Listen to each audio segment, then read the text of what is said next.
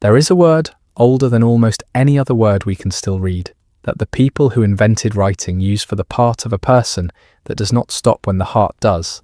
It is not soul, not the way you were handed that word. It is stranger than that. And in a way I want to be honest with you about from the very first minute, it is more careful than that, more exact, more physical, more willing to admit what it does not know. The word is etemmu. In the older language beneath it, the language of the very first cities, it is Gidim, and the men and women who carved it into wet clay 5,000 years ago believed that this thing, this etemmu, came into being at the exact moment you died, and that it went down, not up, never up, into a country from which the word itself tells you there is no coming back. I want to sit with you in the dark for a while tonight and walk through what they thought that country was. What waited at the gate, what the dead ate there, why some of the dead were said to sit on thrones and some to eat scraps swept into the gutter, and why the difference between those two fates had nothing at all to do with whether you'd been good. I want to tell you about a king who did everything right and was abandoned anyway, and a hero who chased the one thing no human is allowed to keep, and watched a snake steal it out of his hands, and a ritual performed every month at the darkest night of the moon that the living owed the dead forever and could never fully pay. And then at the very end, when the house is quiet and you're most of the way gone, I want to tell you the one thing on their list that turns out to be true.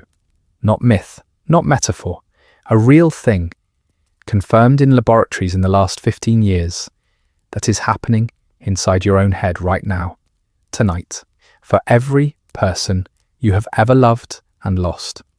The Sumerians gave it a name too.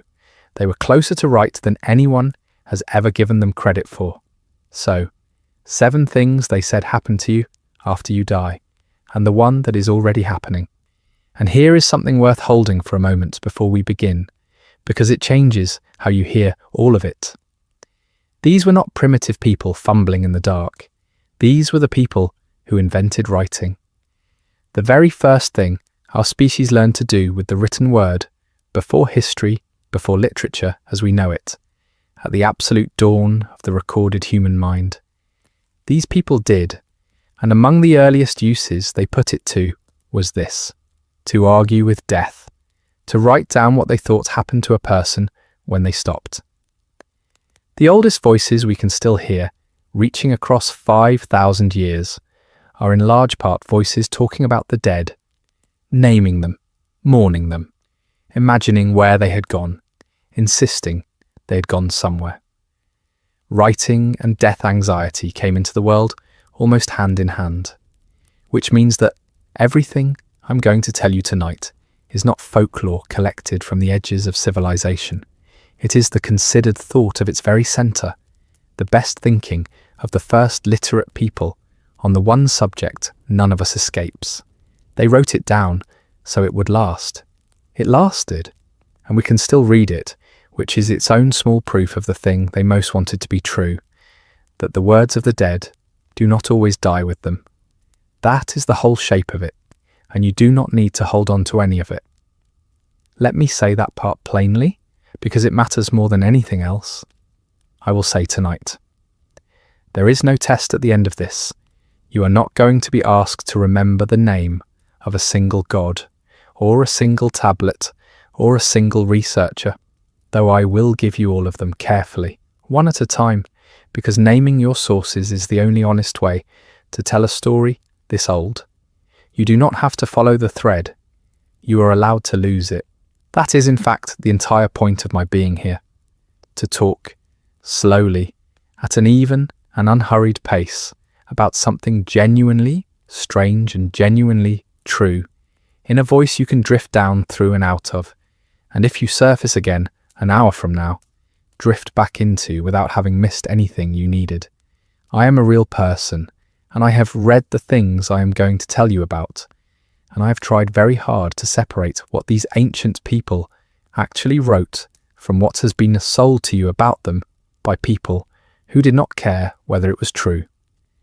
That separation between the real and the embroidered, between what a tablet says and what a thumbnail claims it says, is the only thing I will ask you to trust me on. When something is solid, I will tell you it is solid.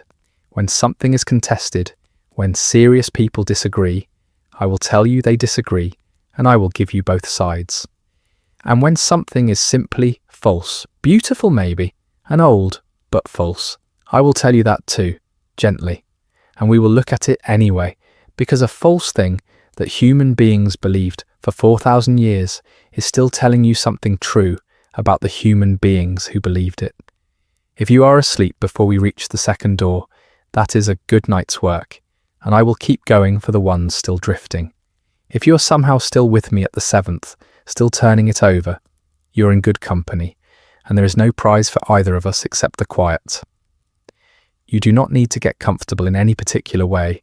However you're lying right now is fine. Whatever you did not finish today will still be unfinished in the morning, and the morning will be soon enough for it. Let your eyes do what they want to do. Let the weight settle out of your shoulders, out of your jaw, out of the small muscles around your eyes that have been working since you woke up. There is nothing in the next 3 hours that requires anything of your body at all.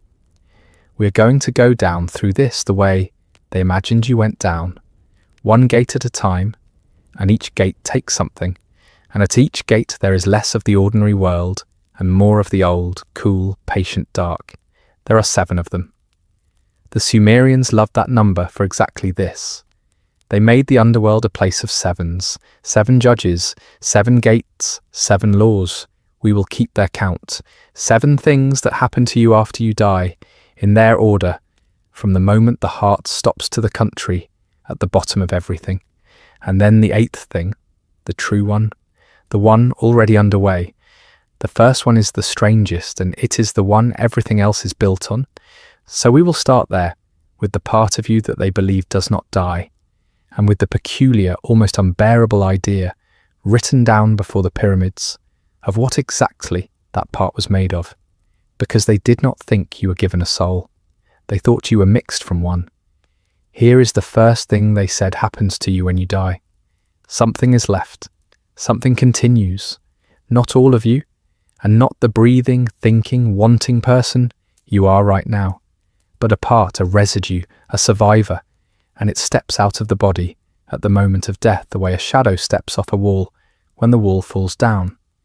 They called it, in the language of Babylon, the Etemu, in the older Sumerian, the Giddim, and to understand what they meant by it, which is not what you mean by soul, and I do not want to let you quietly translate it into soul, because the difference is the whole story. You have to know where they thought it came from, not where it went, where it was made, because these people, unlike almost everyone who came after them, actually wrote down their theory of what a human being is made of. And the theory is so strange and so specific and so unexpectedly grim that it has stayed with me since the first time I read it. The text is called Atrahasis. It is a Babylonian poem, and the version we know best was written down by a scribe who left us his own name, a man called Kuaya, who copied it out in the reign of a king named Amisaduqa, somewhere around 1646 to 1626, before the Common Era. That is not the poem's age. The poem is older than the copy, but the tablets Kuaya made is survived, broken and scattered, and the largest pieces of them sit today in the British Museum.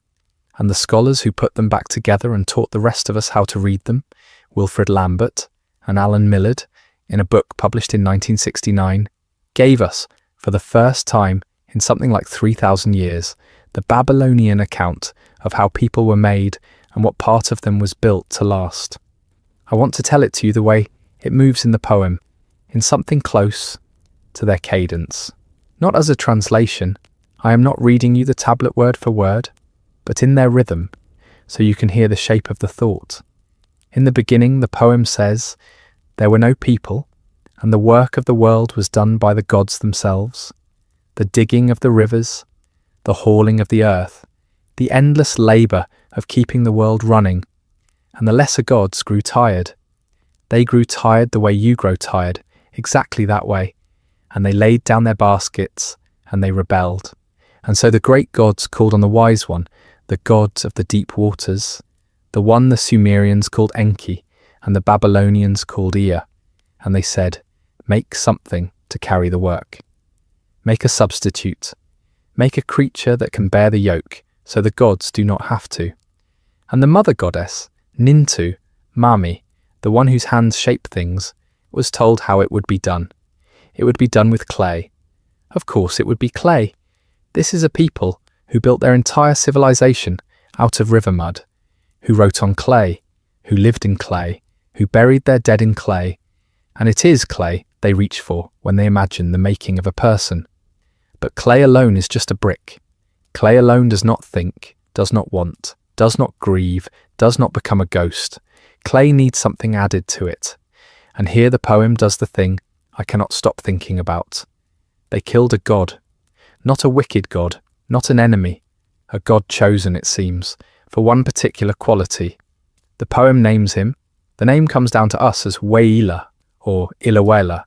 And the crucial phrase, the phrase that carries the whole meaning, is that this was the god who had Tiemu. Taimu is a word for reason, for intelligence, for the ordering mind, the planning mind, the part that makes a plan and follows it. This was the god who had that.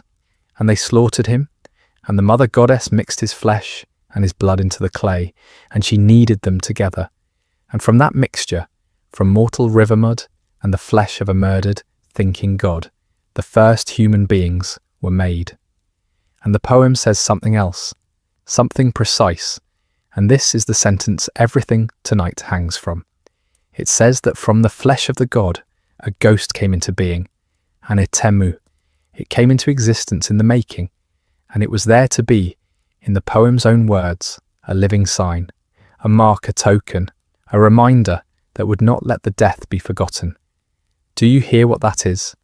The ghost is not a gift breathed into you from above. The ghost is the God part.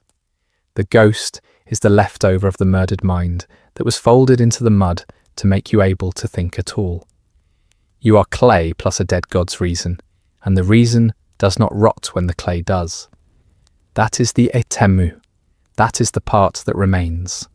And there is a detail here so sharp that I have to give it to you slowly, because it is the kind of thing that gets lost, and it is the kind of thing that once you see it, you cannot unsee. The word for ghost, etemu. The word for reason, for mind. The thing the slain god had, timu. Say them next to each other, etemu, timu. They are almost the same word, and the scholar Irving Finkel, who has spent his life with these tablets at the British Museum, has pointed out that on at least one manuscript, a scribe seems to have written the word for ghost in a way that fuses it with the word for mind, as if to make sure you could not miss it. The thing that survives you is made of the thing that thinks. The ghost is the mind part. The dead god's reason, still in the mud, still walking around after the mud has gone back to being mud. And there is a further wrinkle here that I love, because it shows how carefully they had thought about it. The ghost, in their view, was not simply immortal, not automatically eternal. It could fade. The scholar Tivia Bush has argued that the etemu kept its sharp identity, kept being a someone, a distinct person, with a name and a face, only for about as long as it was actively remembered and fed by the living, which in practice meant something like 3 generations. Your children, who knew you, their children, who half knew you, and their children, to whom you are a name and a story, and after that, the dust. Past that horizon, the ghost thinned into the anonymous mass of the ancient dead, the ancestors in general, no longer quite a person. So survival was real, but it was not free and it was not forever. It had to be maintained. It was, in a sense, on a timer, and the living held the winding key. We will come back to that hard when we reach the debt the living owed, but plant it here. The part that remains does not remain by itself. It remains as long as it is held. And I should flag honestly that one reading of all this goes further than most scholars will follow. Irving Finkel, the same British Museum expert, has suggested that buried inside the Mesopotamian material is something that looks almost like a belief in reincarnation, the reason parts returning, recycling, coming back into new clay. That is a minority reading. Most Assyriologists do not go there, and I do not want to sell it to you as consensus, because it is not. I mention it only so you know the edges of the map, that even the specialists who have spent their whole lives with these tablets are still arguing about exactly how far the idea of the surviving mind was meant to go. When the experts disagree, you deserve to know they disagree. Let me compress that because you can let the rest go, but I want you to keep this one shape, if you keep anything. What survives you, they thought, is not your soul. It is your mind's residue. It is made of reason, and it is made of a death, a debt, a killing, folded into you at the start. That is the first thing. Something remains, and the something is made of thought. Now. They believed one more thing about it before it goes down through the gate, and I have to be careful and exact here, because this is where soul, the word you grew up with, quietly tries to sneak back in, and I want to keep it out. They did not think you had one surviving part. They thought you had three, and only one of them lasted. There was the Atamu, the ghost, the mind residue, the one we have been talking about, and that one endured. There was a second thing they called the Zakiku, or Zikiku, from a root that means breeze, wind, a little moving nothing. And that was the dream self, the part that drifts out of you while you sleep and wanders and comes back, the thin flitting thing that the dream happens to. And there was a third, the Napishtu, from a word for the throat for breath, the animal life force, the thing that is in the throat and the lungs, the thing that is simply the fact of your being alive. And that third one, the breath, the life, that one dies. That one does not survive at all. When you stop breathing, the Napishtu is simply gone, extinguished, over. And I find something quietly profound in where they put that one, in the throat, in the breath, because they were watching, of course. They had no instruments, no monitors, no understanding of the brain as we have it, but they had eyes and they watched people die and they saw the one thing you can actually see leave a body, the breath, the chest that rises and falls and then rises and does not fall again, the last exhale that is not followed by an inhale. That, to them, was the life going out, the Napishtu, seated in the throat, in the breath, leaving on the last breath the way it had arrived on the first, with the newborn's first cry. It is why so many languages, theirs among them, tangle up the words for breath and spirit and life. Because for all of human history, until astonishingly recently, the breath was the visible sign of the living, and its stopping was the visible sign of death. They located life in the breath because that is where you can watch it go, and they located the enduring part, the Atemu, somewhere else entirely, in the mind, in the reason, somewhere you cannot watch, somewhere that does not visibly leave, which is perhaps exactly why they could imagine it staying.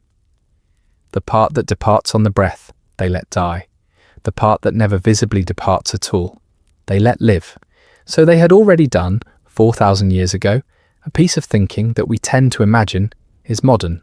They had already split the person. They had already said, the thing that keeps you biologically alive is not the same as the thing that dreams, and neither of those is the same as the thing that might outlast you. And when you die, the breath goes out like a lamp, and only the mind, residue, the Atemu, the ghost, walks on. It is a more divided, more careful picture than the single, simple, immortal soul that most religions would later offer. It is, in a strange way, more like the picture a neuroscientist might draw. Different systems, doing different jobs, failing separately. And I want to pause on how strange it is that they believed any of this at all, because it undercuts the easy explanation. The easy explanation for why people invent an afterlife is that they are afraid of death and want to be comforted. But look at what the Sumerians actually invented. Not a paradise, not a reunion in the light, a grey house full of dust where you eat clay and drink bitter water and sit in the dark forever, dependent on your descendants not to forget you. If you were making up a comfort, you would not make up that. That is not wishful thinking. If anything, it is worse than oblivion. Which tells me that the belief in the surviving part was not primarily a comfort they chose. It was something more like a conclusion they could not help reaching, a thing the human mind arrives at whether or not it wants to. They did not decide that something survives because it made them feel better. They seem to have simply been unable to believe that a person, a whole person, with a name and a mind and a history, could just stop entirely and become nothing. And that inability, not the comfort, the inability, is exactly what modern researchers have gone looking for. Because you can see the same instinct reaching back far, far before writing. Long before Sumer, our species, and even our cousins, were burying their dead deliberately, sometimes with objects, sometimes arranged with care. Behaviour that only makes sense if death was already felt to be something other than the disposal of meat. If the dead were already, somehow, still owed something. The impulse to treat the dead as still persons, still owed, is older than cities, older than farming, possibly older than our species. The Sumerians did not invent it. They were the first people who could write it down. What they wrote down was an intuition the human animal seems to have carried for a very long time. Here is why that matters. Here is why I am not just telling you an old story. Because the obvious question, the one you are maybe already asking in the back of the drifting mind, is why? Why did they believe any of this? Why does a people, or nearly every people, reach for the idea that something continues?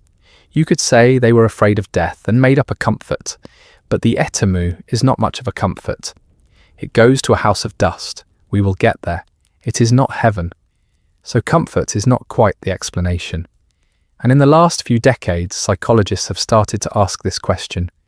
Not is there an afterlife, which is not a question science can touch, but why does the belief that there is one come so easily to the human mind? And they have found something genuinely interesting, and I want to give it to you with the honesty it deserves, which means also telling you where it is disputed. The name most associated with the idea is a psychologist called Jesse Beering, and Beering's argument, which he laid out in a paper in 2002 in the Journal of Cognition and Culture, and later in a book, goes something like this.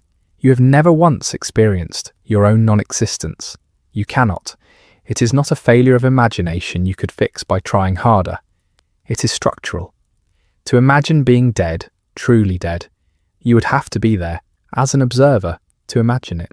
And the whole content of the thing being imagined is that there is no observer.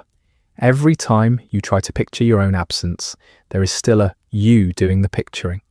And so the mind which builds its expectations out of experience simply has no experience to build a real death out of. It has no template for nothing.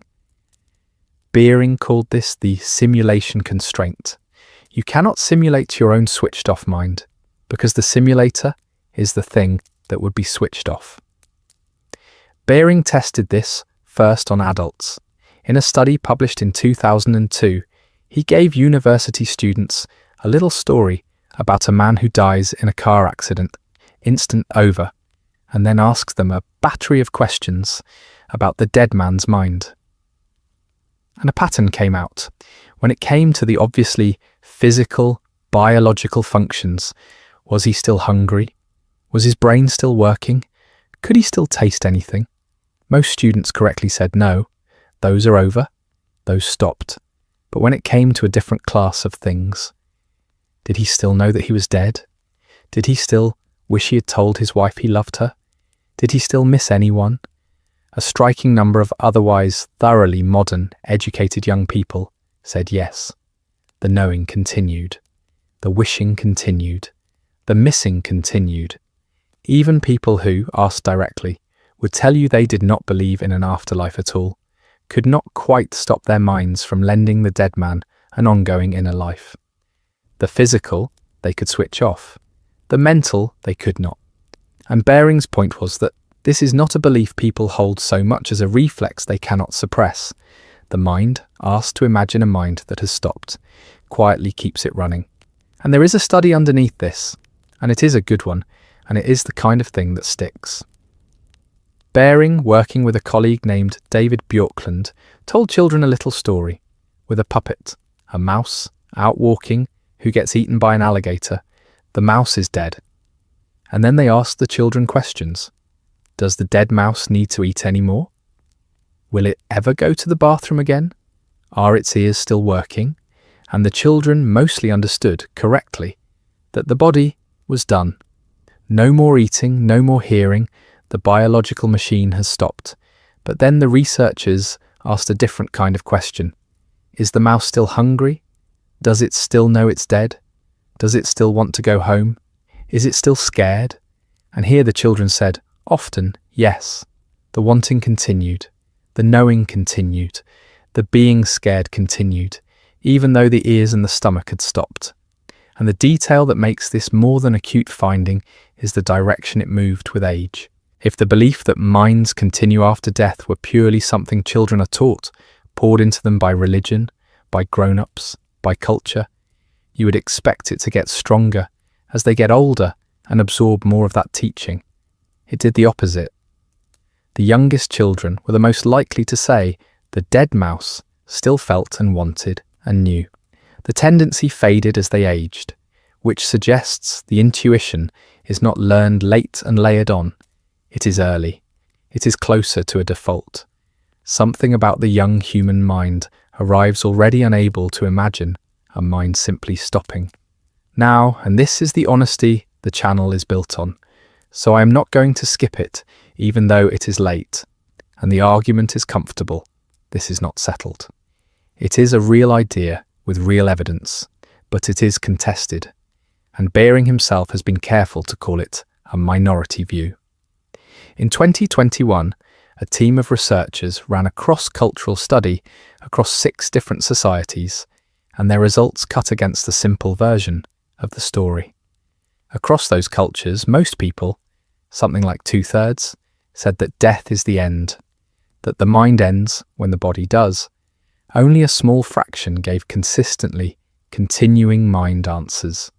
And those researchers argued that maybe the human default is not the deathless mind at all, but something closer to plain materialism. The body stops, and that's that. With the afterlife belief being the thing that culture adds on top, not the thing culture has to overcome. But even the researchers who push back on the strong version tend to agree on something quieter and, I think, more interesting. It is not that people walk around consciously believing their dead grandmother is still thinking somewhere. Most people, asked directly, will give you the answer their culture taught them, whatever it is. The intuition Bering was chasing lives underneath the stated belief, in the reflex, the flinch, the thing you catch yourself doing. The committed atheist who still, for 1 second, talks to a dead parent in an empty car. The scientist who cannot quite throw away the voicemail. The mourner who feels watched or accompanied, or that the dead would be disappointed.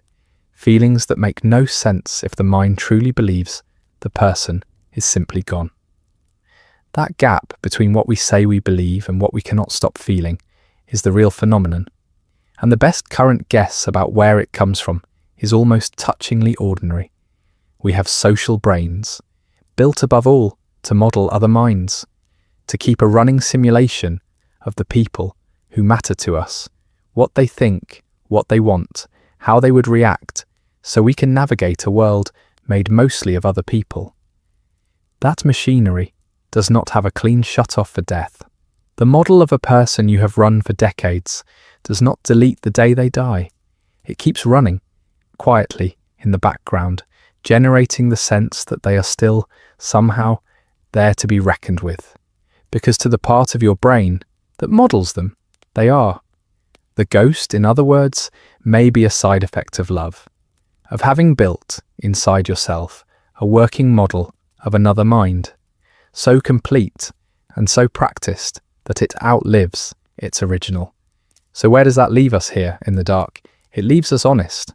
It leaves us able to say this much and no more, that the intuition the Sumerians wrote down, that the mind part is separable from the body part, that the reason can be imagined coming apart from the meat, is an intuition human beings reach for extremely easily, early, and across the world, whether or not it is the strict majority default, and whether or not it is true.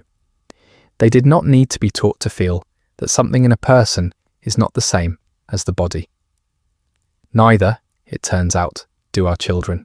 And whether that separable something actually survives the death of the brain is not a thing I can tell you, and not a thing anyone can tell you, and I would be lying to you in the dark if I said otherwise. What I can tell you is that they built the ghost out of mind, out of reason, out of the one part they could not picture stopping, which means that 4,000 years before anyone ran a single experiment, they had already located the survivor in exactly the place the modern mind still locates it, not in the breath, not in the blood, but in the thinking. The part that remains is the part that thinks. Hold that. We are going to need it at the very end when it turns out to be, of all the 7 things, the one that is true. But first, the ghost has to go somewhere. It has come into being. It has stepped off the body. The breath is out. The dream self is stilled. And the etemu, the mind residue, the walking leftover of a murdered god's reason, has to travel. And the road it travels, they were very clear, runs in only one direction. There is a country at the end of it. It has a gate and a gatekeeper and 7 judges and a name that is not really a name but a sentence that tells you, before you have taken a single step down, that you are not coming back. That is the second thing. That is where we go now. The second thing they said happens to you is that you travel. The ghost does not stay by the grave, not at first, and it does not rise into any sky. It sets out. And the country it walks toward had, in their language, a name that was really a warning. In Sumerian, it was Kur-Nugia. In Babylonian, Ersetulatari. And both of them mean the same flat final thing. The land of no return. Not the land of the dead, not the land of shadows, or the fields of the blessed, or any of the gentler names that later peoples would invent. The land of no return. The name is not a description of the place. The name is a description of the road. It tells you the one fact about the journey that matters most, before you've taken a single step. Whatever else is true down there, you do not come back up. The door opens one way. We have, from these people, an account of that journey more intimate than almost anything else they left us, because it is not about a god. It is about a man, a real man, a king whose name was Ur-Namu, you may have seen it written, and who really lived and really ruled the city of Ur around 2100 years before the Common Era, and who founded a dynasty and built a great step tower, a ziggurat, whose ruins you can still stand in front of today in southern Iraq. And when he died, someone wrote a poem about what happened to him next. Scholars call it the death of Ur-Nama. In the catalogue of Sumerian literature, it carries the number 2.4.1.1, and you can read it today in the work of scholars like Esther Flukiger Hawker, who produced the critical edition, building on the earlier work of Samuel Noah Kramer. It is one of the oldest descriptions of a death and its aftermath that the human race possesses, written about a specific, named, historical person. And I have to warn you, it is not a comfort. It was never meant to be. Here is the shape of it. In their cadence, the king dies. And the poem does not say he died bravely, or peacefully, or in the fullness of his years. It says he was abandoned. The great gods, An and Enlil, had decreed a fate for him, a good long reign, and then, the poem's own bitter word, they changed it. They went back on it. They let it be cut short. And underneath the theology, there is, historians suspect, a real and terrible fact. Ur-Nama seems to have died in a battle against a people called the Gutians, and his body may have been left on the field, unrecovered, which to a Mesopotamian was among the worst things that could happen to a corpse. So the poem opens, not in triumph, but in a kind of cosmic betrayal. The best king, the pious king, the temple builder, is dead before his time. and his people are stunned. And then he goes down, and the poem calls the way by its true name. The journey to the netherworld, it says, is a desolate route. He travels it, and when he arrives, he does something that tells you exactly what kind of place they thought this was. He gives gifts. He has brought with him into death a whole train of treasures, and one by one he presents them to the gods and officials of the underworld, as tribute, as introduction, as the offerings a newcomer of rank makes to the court he is joining. To Nergal, weapons and a leather bag. To Gilgamesh, yes, that Gilgamesh, who in their theology had become a judge of the dead, a spear and a mace and a shield and an axe. To the queen of the underworld herself, Ereshkigal, vessels of oil and fine robes. To Dumuzi, to Namtar the vizier of death, to the netherworld's own scribe, a goddess named Ninazimua, he gives a stylus and a measuring rod, the tools of her office. He is, in effect, presenting his credentials at the court at the bottom of the world. And notice what kind of gifts they are, because it tells you what kind of place they thought this was. He does not bring prayers, or good deeds, or a record of his righteousness to be weighed. He brings goods, diplomatic goods, weapons and robes and oil and jewellery, and the tools of office, a stylus and a measuring rod for the netherworld's scribe, so she can keep her records, a chariot and donkeys for one god, a comb and a hair clasp for another. This is the tribute a high-ranking newcomer brings when he arrives at a foreign court and needs to establish his standing, secure his place, be recognised as someone. The underworld, in their imagination, was not a courtroom and not a furnace. It was a court in the political sense, a royal household with a queen and her vizier, and her scribe and her staff, with protocols and precedents and gift-giving, exactly like the courts of the living world these people knew. Death was not the end of society. It was a transfer to another one, a grimmer and more permanent one, but one that still ran on rank and reciprocity and the giving of gifts. And the gifts, crucially, do not buy his release. There is no release. They buy only his position, whether he arrives as a somebody or a nobody in the house, where he will stay forever. And then there is a banquet, and this is the line that tells you everything. They set a feast before the dead king, and the poem describes it, and it is not a feast. The food of the netherworld, it says, is bitter. The water of the netherworld is brackish. This is the welcome. This is what waits at the end of the desolate road, even for a king who did everything right. A bitter meal and a cup of brackish water in the dim court of Ereshkigal. He is seated in the end among the honoured dead, given a place, made one of the judges, but he does not escape. There is no escaping. That is what the name of the country meant. And the poem ends in lament. The king or the poet speaking for him cries out, and I want to give you this as close to their words as I can, because it is one of the most human things anyone has ever written. He says, just as the rain that pours down from the sky cannot go back up, so I cannot go back to my brick-built city. And then, the deepest cut, I served the gods well. I built their chapels, I did everything a man was supposed to do, and yet no god stood by me. No god soothed my heart. Sit with that for a moment, because it is almost 4,000 years old, and it has not aged a day. This is one of the oldest examples we have of what philosophers would much later call theodicy, the problem of why the good suffer, why piety is not repaid, why the rain does not go back up. The Sumerians were not naive about death. They did not sell themselves a comfortable story. They wrote at the very dawnest of literature a poem in which the best of all possible men does everything correctly and is abandoned anyway and ends in the dark eating bitter food, asking the question you would ask, getting no answer. The honesty of it is staggering. They looked straight at it. Let me tell you what the country was in their geography before we leave it. It was ruled by Ereshkigal, a queen, in a palace they sometimes called Ganzia. It had a gate and a gatekeeper. And I have to correct something here, because you will see it told wrong. You will sometimes read that the underworld had two gatekeepers, one named Neti and one named Bidu. It did not. It is one God. Neti is the older reading of the name. Bidu or Bitu is a newer one, and it comes from a word that means, simply, to open.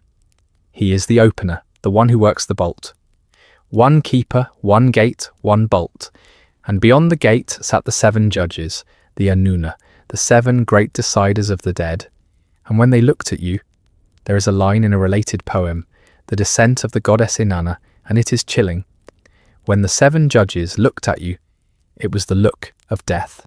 Not a trial with a defense, not weighing your heart against a feather, the way the Egyptians would imagine it. Just 7 gods looking at you, and their look was the sentence. And the queen who ruled over all of it deserves a moment, because she is one of the great figures of the ancient imagination, and almost no one knows her name now. Ereshkigal, the lady of the great place below. She was not evil, that is a later idea, the underworld ruler as devil. She was something colder and sadder than evil. She was the one who stayed. She ruled the land of no return, the way a warden rules a place no one visits, alone in her dark palace, mistress of everything and envied by no one, presiding over the greatest population in the cosmos, the numberless dead, none of whom could leave, and none of whom could bring her any joy. She had a vizier, a grim right hand named Namtar, whose name means something like fate or destiny or the decreed thing, and Namtar was also the demon of plague, the bringer of disease, the one who fetched the living down when their time came. Fate and pestilence, the same figure, the queen's messenger. To die of a fever was, in a sense, to have been sent for, and around her stood her court, her scribe keeping the records of the dead, her gatekeeper working the bolt, her 7 judges with their killing look, a whole bureaucracy of the end, patient and permanent, going about the administration of the dead, the way the living administered a kingdom. They did not imagine death as chaos. They imagined it as an office that never closes.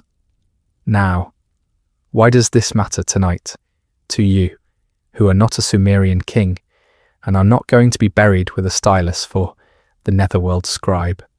It matters for 2 reasons, and the first one is that these people did not just write about the one-way road, they believed it enough to build it into the ground, and we have dug it up.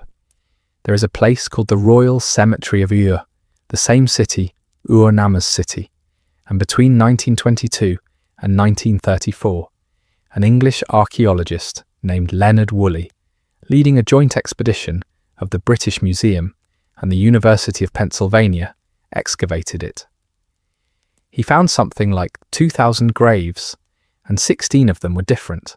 16 of them were what he called royal tombs, bigger, built of stone, and containing something that stopped the excavators cold. They contained other people, not one body, many. In some of these tombs, a single important person had been buried in a chamber, and then, in a great sunken pit beside them, a whole retinue had been laid down to go with them into the dark. Guards still wearing their copper helmets, still holding their spears at the entrance, grooms with the oxen and the wagons, and women, rows of them, court women in headdresses of gold leaf and lapis lazuli and carnelian, laid out in their finest, as if for a ceremony. In one pit alone, the one Woolley called the Great Death Pit, there were 74 bodies, 6 men, 68 women, arranged in careful rows. One of the tombs held a woman we can name because she was buried with her own cylinder seal, carved with her name and her title, Nin, Queen, Lady. Her name was Puabi. She lay in a chamber untouched by robbers, covered in gold and silver and lapis and agate, wearing an elaborate golden headdress, and around her and below her lay the people who had gone down with her, and the treasures from these graves, the standard of Ur, the great bull-headed lyres, the golden statuettes of a ram caught in a thicket, sit today in the British Museum, and in Philadelphia and in Baghdad, and they are among the most beautiful things the ancient world made, and they came out of a hole full of people who had died to accompany the dead. And here is where I have to be honest with you again, because the story you will usually hear about those attendants is a gentle one, and it is Woolley's own, and it is probably not true. Woolley imagined that the retainers walked down into the pit alive, in a solemn procession, and drank some drug, some poison, from little cups, and lay down, and fell asleep, and simply did not wake. A peaceful death, a willing one.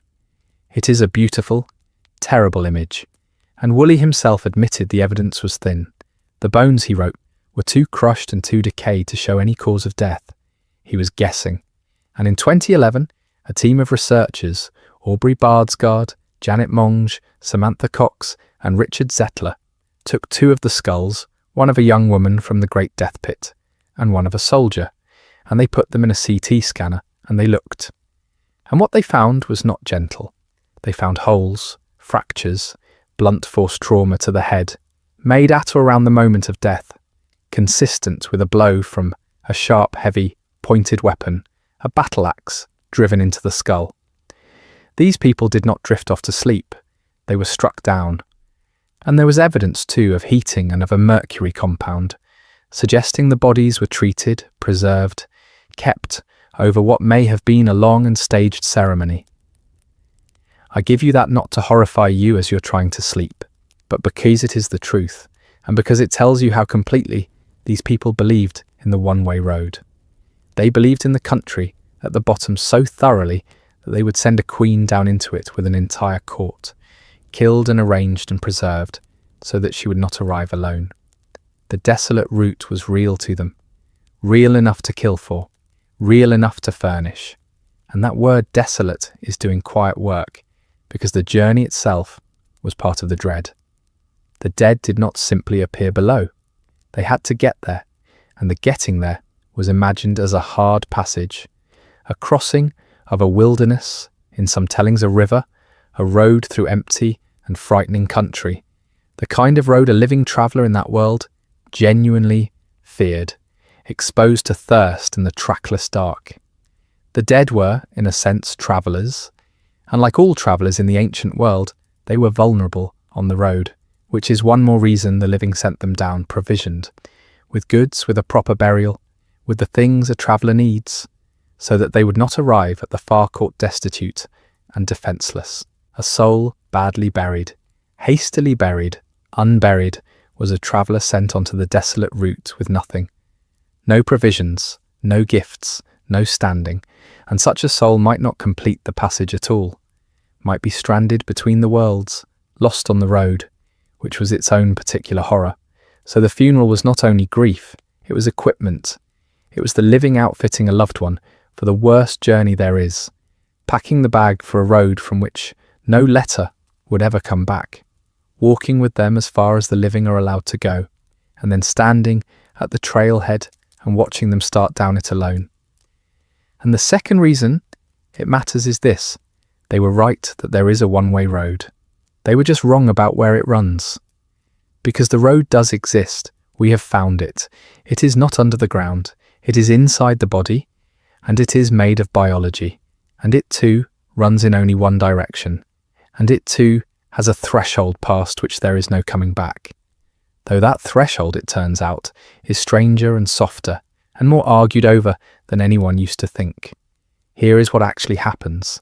In the minutes the poem was really describing, the heart stops, and within seconds, not minutes, seconds, something like 10 to 30 seconds, the brain, starved of the blood it is utterly dependent on, loses consciousness.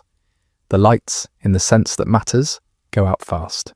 The electrical activity of the brain slows and then flattens, within a startlingly short time, into a line.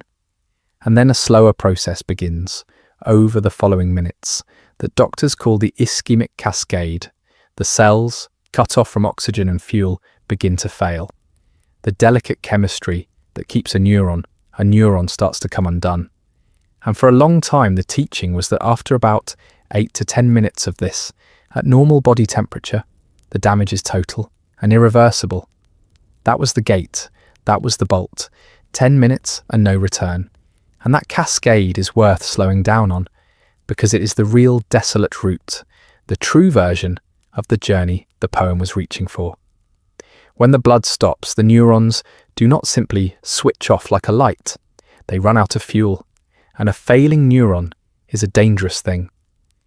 The pumps that keep the cell's chemistry in balance fail, and the delicate gradients collapse, and the cells begin to flood with calcium and to spill a flood of the signaling chemical glutamate, which in the right amount is the ordinary language of thought. And in a flood is a poison, a wave of overexcitation that damages the very cells it washes over. This is the ischemic cascade, and it is why the brain is so much less forgiving than, say, a muscle. A leg can survive a long time without blood. The brain begins to unmake itself within minutes, and yet, here is the crack in the bolt that has saved real lives. The timing is not fixed. It depends, more than anything, on temperature. Cold slows the whole cascade down, slows the chemistry, slows the ruin. There are documented cases, genuinely astonishing ones, of people, especially children, who fell through the ice into freezing water and were underwater and pulseless for far longer than the 10-minute rule should allow. Half an hour, longer, and who were pulled out, cold and apparently dead, and warmed and resuscitated, and lived, sometimes without lasting damage. The saying in emergency medicine is grim and hopeful at once. You are not dead until you're warm and dead. The gate, it turns out, has a temperature. In the cold, the bolt sticks, and the one-way road runs slower, and sometimes a person can be brought back up it who by the old rule was already gone. Except, and this is the part that would have fascinated them, the bolt is not as sudden as we thought. Doctors and researchers have come to describe dying not as a moment, but as a process, a sequence, predictable but extended, a gradient rather than a line. And in the last few years, experiments have pushed on that gate in ways that are genuinely astonishing and that I have to describe to you very, very carefully, because they are exactly the kind of finding that gets turned into a lie. In 2019, a team at Yale, led by a scientist named Nenad Sestan, took the brains of pigs that had been dead, decapitated at a slaughterhouse for 4 hours, and connected them to a system they had built, a fluid they called BrainX, and pushed it through the dead brain's blood vessels. And the cells came back. Not the animal. There was no animal. There was only a brain in an apparatus, hours dead, but the cells. Circulation was restored in the tiny vessels.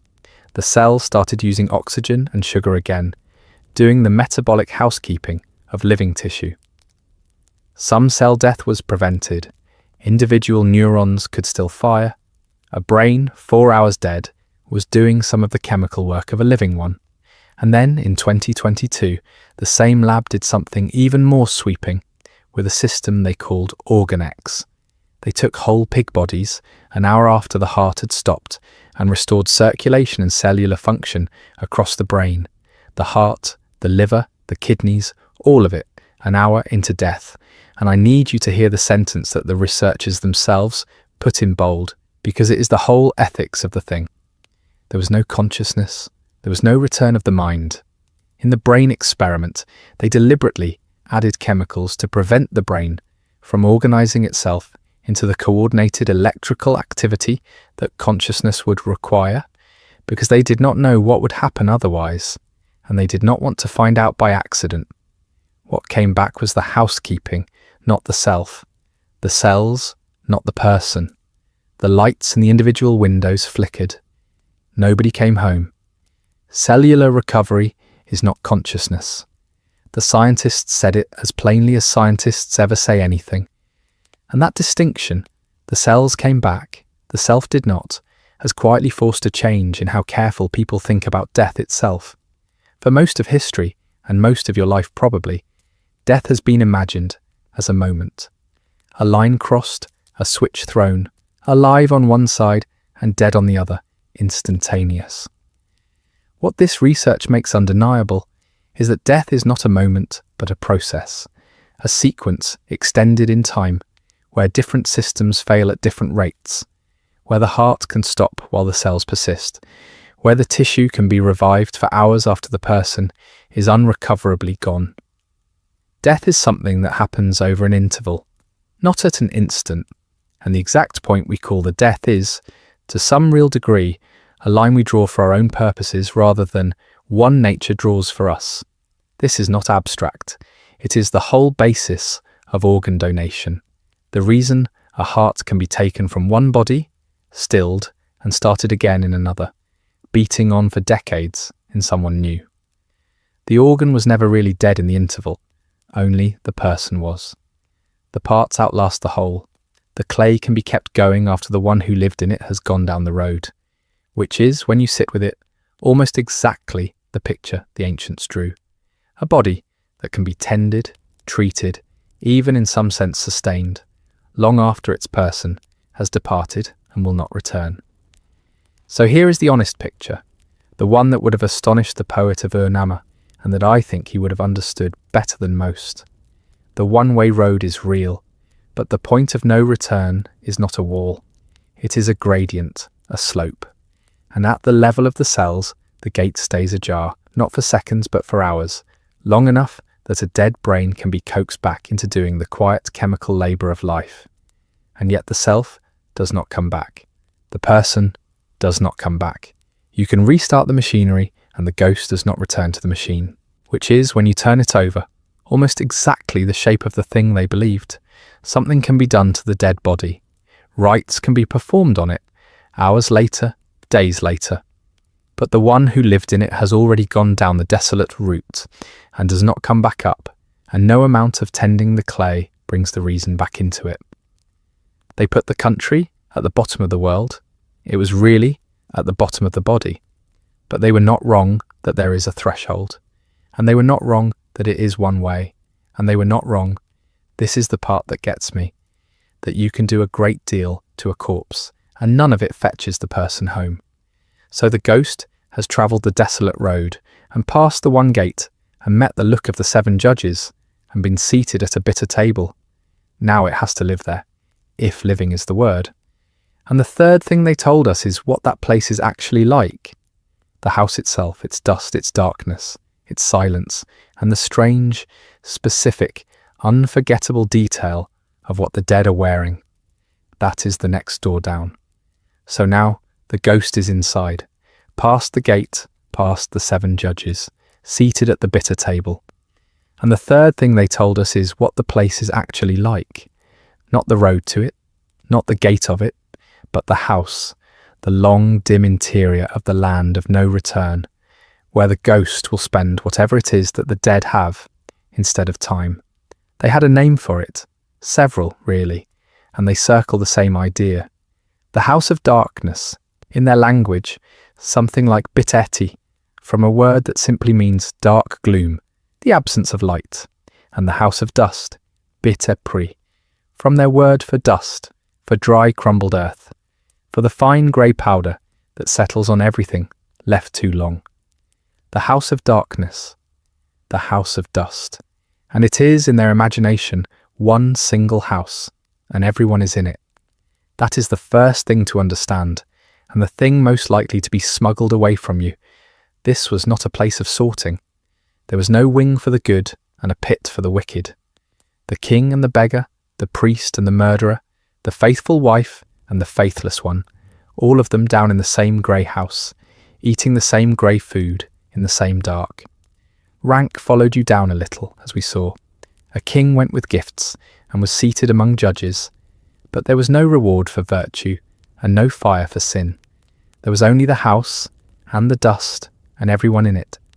We have 2 great descriptions of it, and they come from the same shelf, almost literally, from the library of the Assyrian king Ashurbanipal at Nineveh, whose tablets were dug out of the mound at Kuyunjik in the 1850s and carried to the British Museum, where they remain, and where the Epic of Gilgamesh was first read again by modern eyes. The first description is in Gilgamesh itself, on the 7th tablet, and it is a dream. Enkidu, the wild man, the hero's beloved friend, is dying. The gods have decided it, and before he dies, he dreams of where he is going, and he wakes and tells Gilgamesh the dream. And it is one of the most frightening passages in all of ancient literature, precisely because it is so quiet. Let me give it to you close to the great translation by Andrew George, whose edition of the epic is the one scholars now use, though I am giving you the shape of it, not reading it to you word for word, and if you go and find George's Penguin translation, you should read the real thing, because it is extraordinary. Enkidu dreams that a figure comes for him, and strikes him, and turns him into a dove, binds his arms like the wings of a bird, and leads him down, captive, to the house of darkness, the seat of Irkala, to the house, the dream says, which no one who enters ever leaves, on the road that allows no journey back, to the house whose people are deprived of light, where dust is their food and clay their bread, where they are clothed like birds in coats of feathers, where they sit in the dark and see no light, and on the door, the dream says, and on the bolt, the dust lay thick, and over the whole house of dust there was poured a deathly silence. There is a detail there that I do not want to slide past, because it is one of the strangest and most specific things in the whole ancient picture of death, and it is easy to hear it and not really hear it. They are clothed like birds, in coats of feathers. The dead in this house wear feathers, a plumage, a bird covering over their bodies. Nobody is entirely sure what the image means.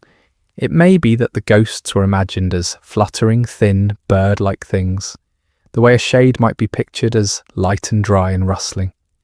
It may connect to the way Enkidu himself, in the dream, is turned into a dove to be led down. But whatever it means, hold the picture. A great dark house, full of silent people, sitting in the dust, dressed in feathers, eating clay. It is not a torture. Nobody is being punished. It is just bleak and grey and quiet and permanent. It is the most honest thing about it. They did not imagine death as agony. They imagined it as dust. The second description comes from a poem about the goddess Ishtar going down into that same house, The Descent of Ishtar, translated by the scholar Stephanie Daly, and it repeats the same terrible details, almost like a formula, the way you repeat the words of a thing everyone already knows. To the house where those who enter do not come out, on the road that has no way back. To the house where the ones who live are deprived of light, where dust is their food and clay their bread, where they see no light and sit in darkness, and are clothed like birds in feathers of wings.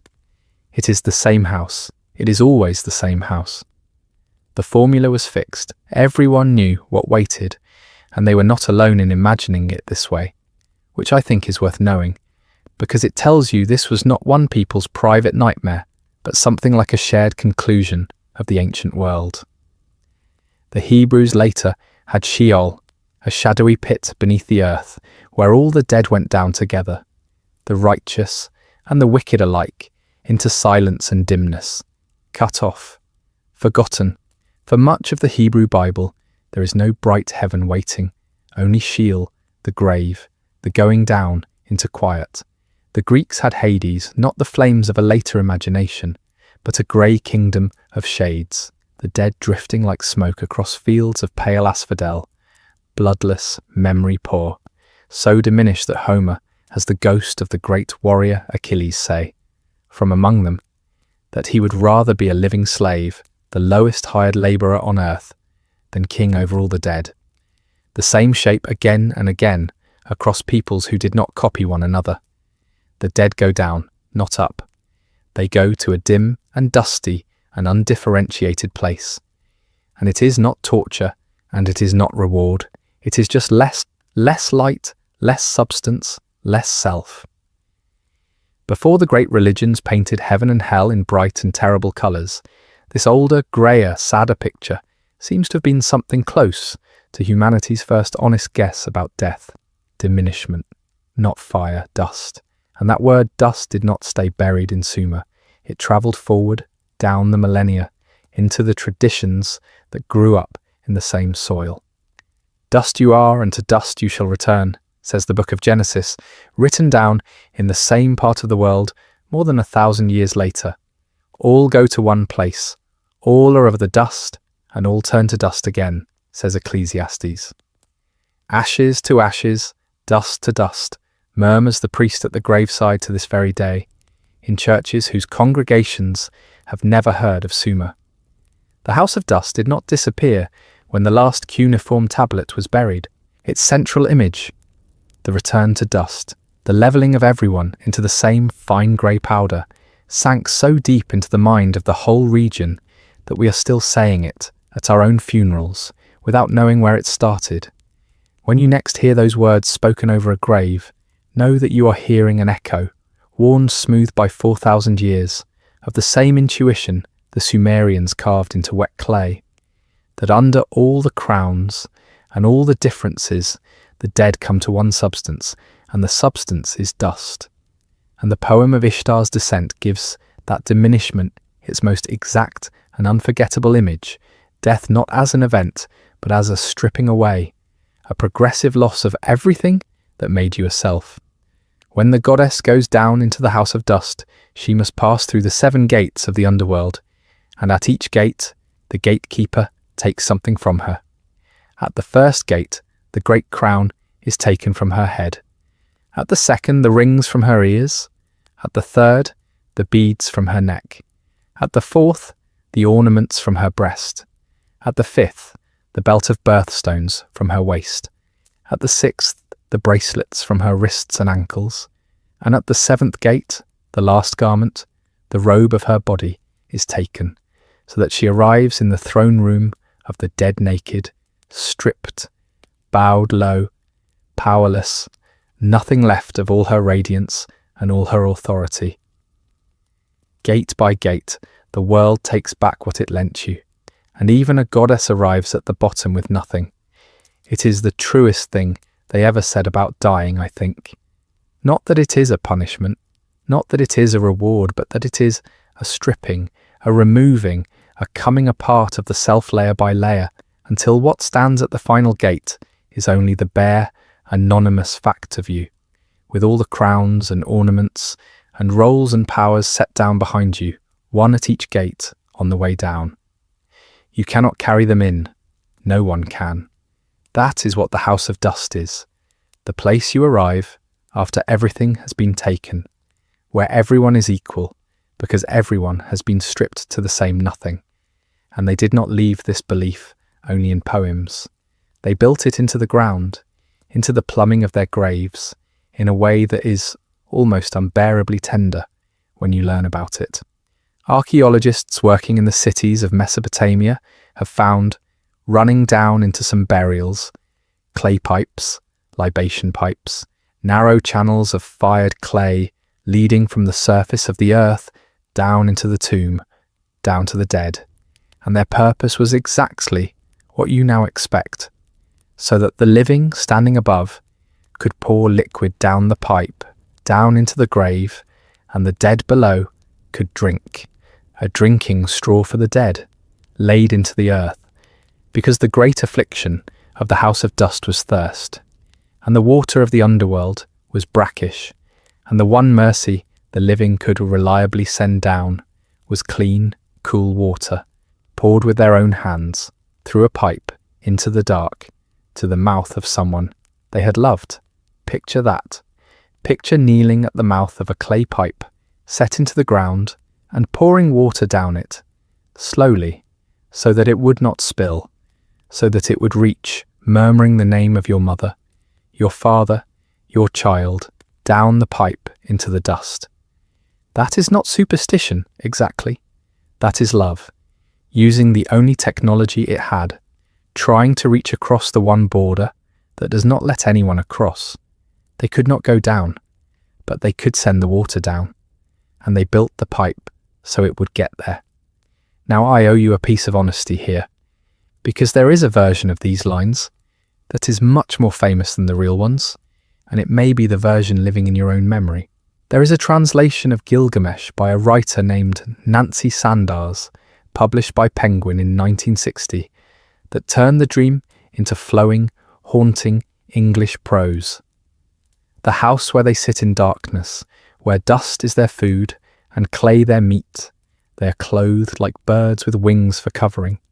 They see no light. They sit in darkness. It is gorgeous. It has been quoted 1,000,000 times, and it is a paraphrase, a beautiful, loose, literary rendering, not a line-by-line translation of the cuneiform. So when I give you the words, I am trying to give you Georgian Dali, the careful scholarly renderings, and not the famous poetic one, because the whole point of this channel is that I would rather hand you the real slightly rougher thing than the smooth thing that sells. The real thing is haunting enough. It does not need improving. Here is why the House of Dust matters, and it is not the reason you might expect. I am not going to tell you that science has found the House of Dust. It has not. There is no house, but there is a question hidden inside their picture of it, and the question is a real one. And modern neuroscience has something genuinely interesting to say about it. The question is this: why did they have to furnish it at all? Think about what they did. They imagined death, the end, the nothing, the switched off, and they could not leave it empty. They filled it.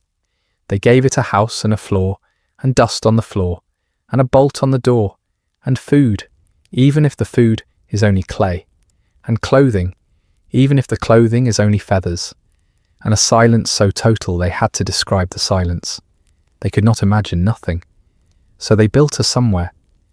And it turns out that this, the inability to imagine true nothing, the compulsion to fill the void with something, is not a failure of ancient people.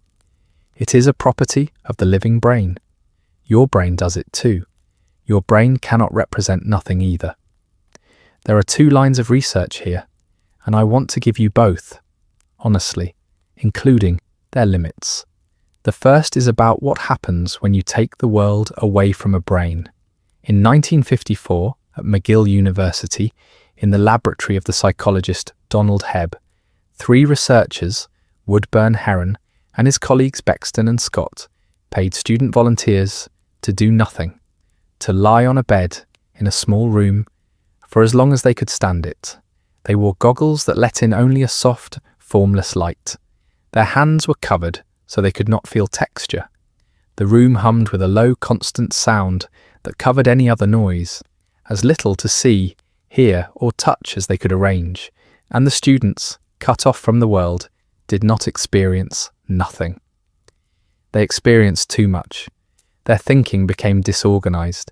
They found it hard to concentrate, and after a while, many of them began to hallucinate. First simple things, dots and lines, and patterns of light, and then for some, whole vivid scenes, sounds, the sensation of being touched. The brain, given no world to look at, started manufacturing one. It filled the empty room with dust and feathers of its own. You can produce a mild version of this at home almost, with an effect called the Ganzfeld, a German word meaning, roughly, the whole field, the total field. Take away not all sensation, but all structure, all variation, a uniform, featureless field of soft light with nothing in it to catch on, an unbroken grey with no edges and no shapes, and the visual brain, starved of anything to detect, turns its gain up and up, hunting for signal, until it starts reporting signal that is not there. People in a Ganzfeld begin to see drifting colours, shapes, faces, whole scenes emerging out of the blank, sometimes within minutes. The brain would rather hallucinate than report nothing. Given a truly empty field, it invents a full one, because a detector that finds nothing keeps looking harder until it finds something, even if the something is its own noise. Emptiness is not a thing the visual system can rest in. It fills it. I should add one honest caution, because the early sensory deprivation studies have a complicated legacy. Later researchers, notably Martin Orn and Carl Scheiber in 1964, showed that a good deal of the dramatic breakdown in those first experiments came not from the isolation itself, but from what the subjects had been led to expect. The ominous consent forms, the panic button, the atmosphere of a study designed to find madness, prime people to expect a terrifying ordeal, and they will often supply one. So the wildest claims of the 50s were partly a self-fulfilling prophecy, but the core finding survives all of that. Strip the world down far enough, and the brain does not go blank. It generates. The specifics of what it generates depend on what you bring to the dark. Your fears, your expectations, your memories, but that it generates something, that it cannot simply sit in the void, is as solid as anything in psychology. The second line of research is about what the brain does even when nothing is wrong at all, when you are simply lying still awake, with nothing to do. You might imagine that a resting brain goes quiet, idles, powers down. It does the opposite. In 2001, a scientist named Marcus Reichel and his colleagues described what they called the default mode of brain function, a network of regions deep in the midline of the brain that becomes more active, not less, when you stop paying attention to the outside world.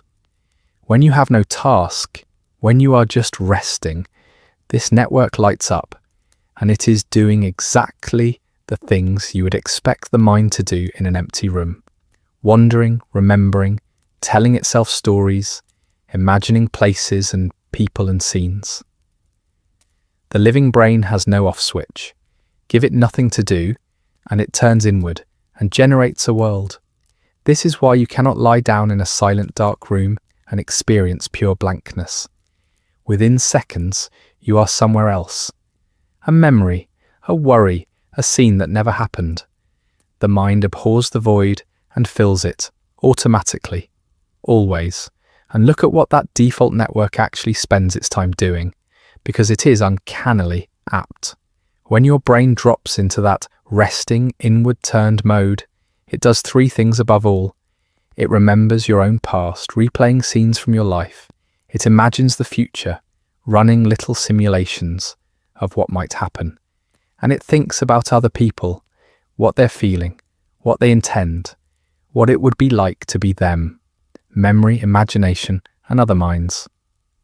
That is the furniture the brain reaches for, the instant it has nothing else to hold. And that is precisely the furniture the ancients used to build the house of dust.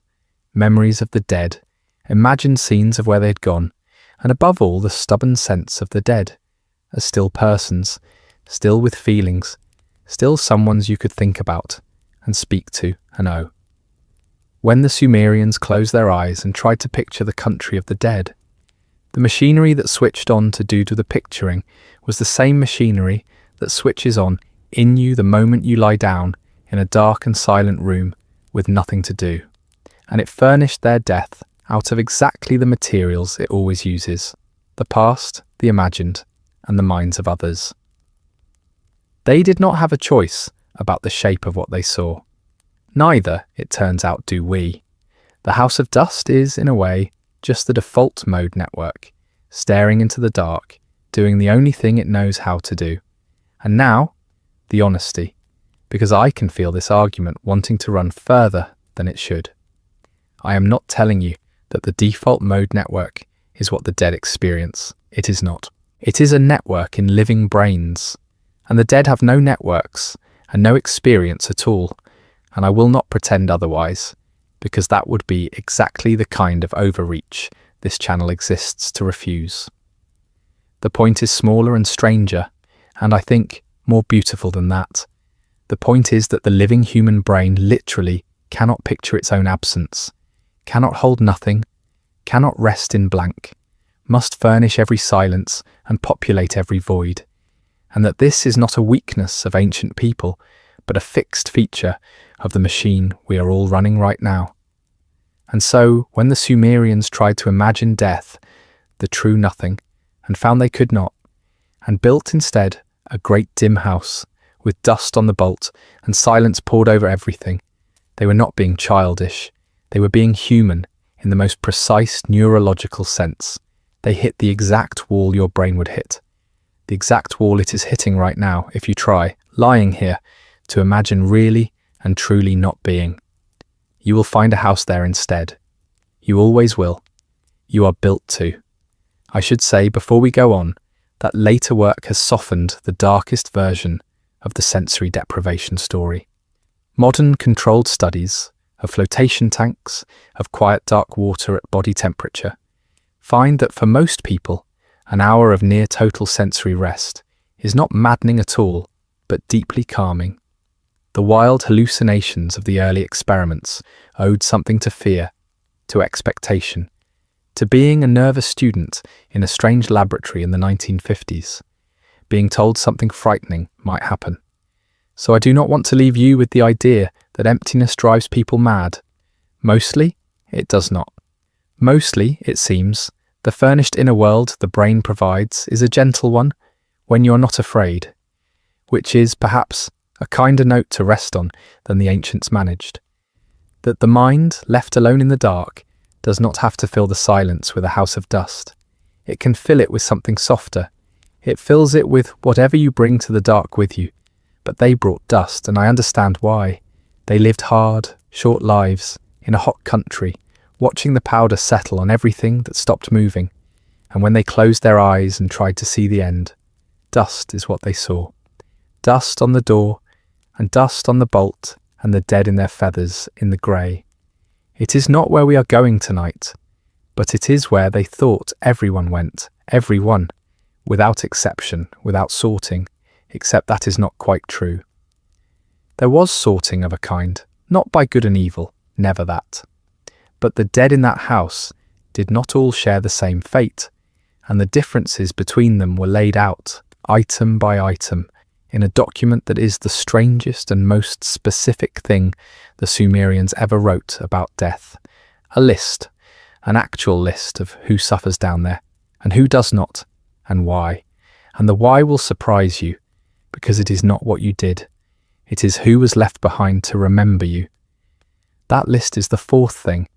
It is the centre of everything. We go there now. This is the centre of the whole thing.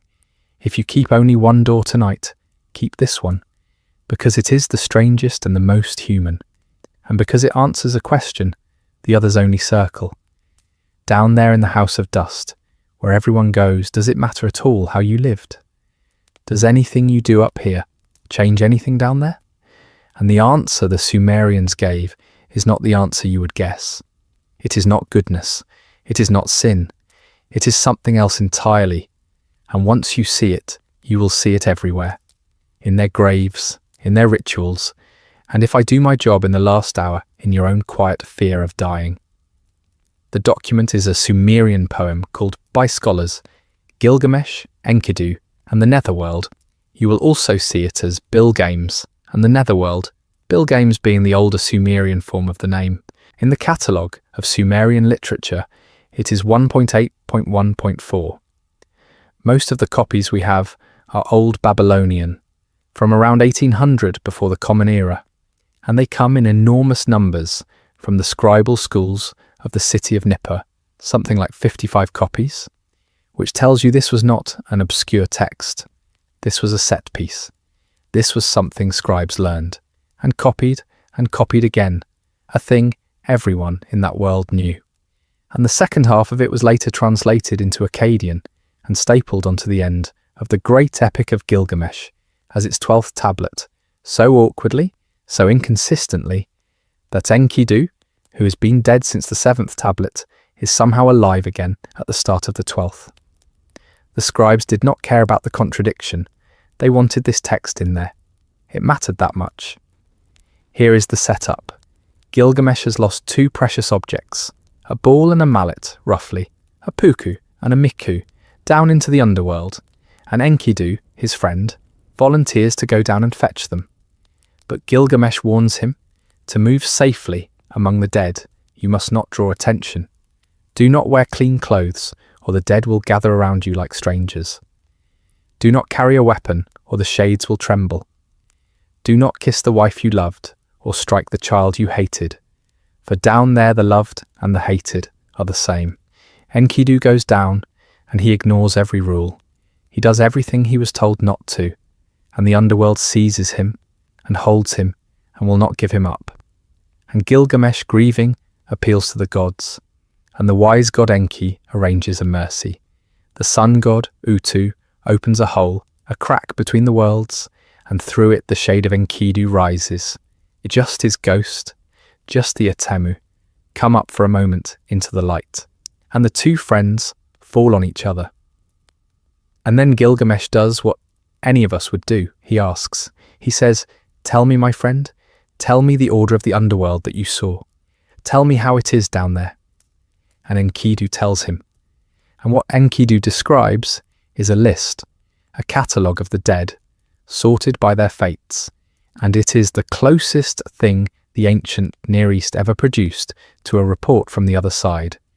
Listen to what determines the fate. Listen for it, because it is not what you expect. The man who had one son, how is he? He is not well. He weeps, Enkidu says bitterly, at the wooden peg driven into his wall. One son was not enough. The man who had two sons, better. He sits on a couple of bricks and eats bread. The man who had 3 sons drinks water from a proper water skin.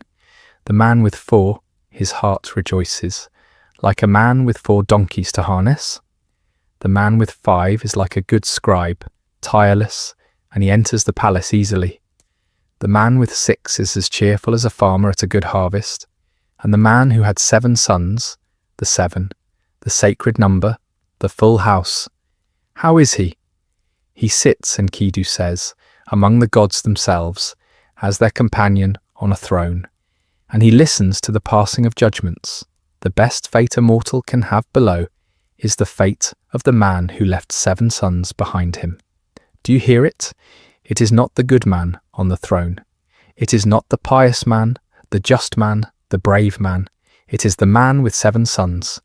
The thing that determines whether you sit with the gods or weep at a peg in the wall is how many descendants you left behind. And we will see in a moment whether those descendants remember to feed you. The afterlife is not a reward for your virtue. It is a reflection of your family. It runs on descendants. It runs on being remembered. And the list goes on, and it gets sadder, and every entry confirms the same logic. The palace eunuch, the man who by his office could have no children. How is he? He is propped in a corner, Enkidu says, like a useless stick, leaned against the wall, good for nothing. The woman who never gave birth is thrown away, roughly, like a broken pot, and gives no man joy. The young man who died before he ever undressed his wife, before the marriage was consummated. Enkidu says he weeps over a rope, a finished rope, an image of something completed that came to nothing. The young woman who died the same way weeps over a finished reed mat. Everything unfinished, everyone who left no one behind, everyone whose lines stopped with them. They suffer, not in fire, but in a kind of eternal futility, weeping over the small completed objects of a life that produced no continuation. And then the one that should be a hero and is not. The man who fell in battle, surely you think, surely the warrior is honoured, and Enkidu says something that stops you.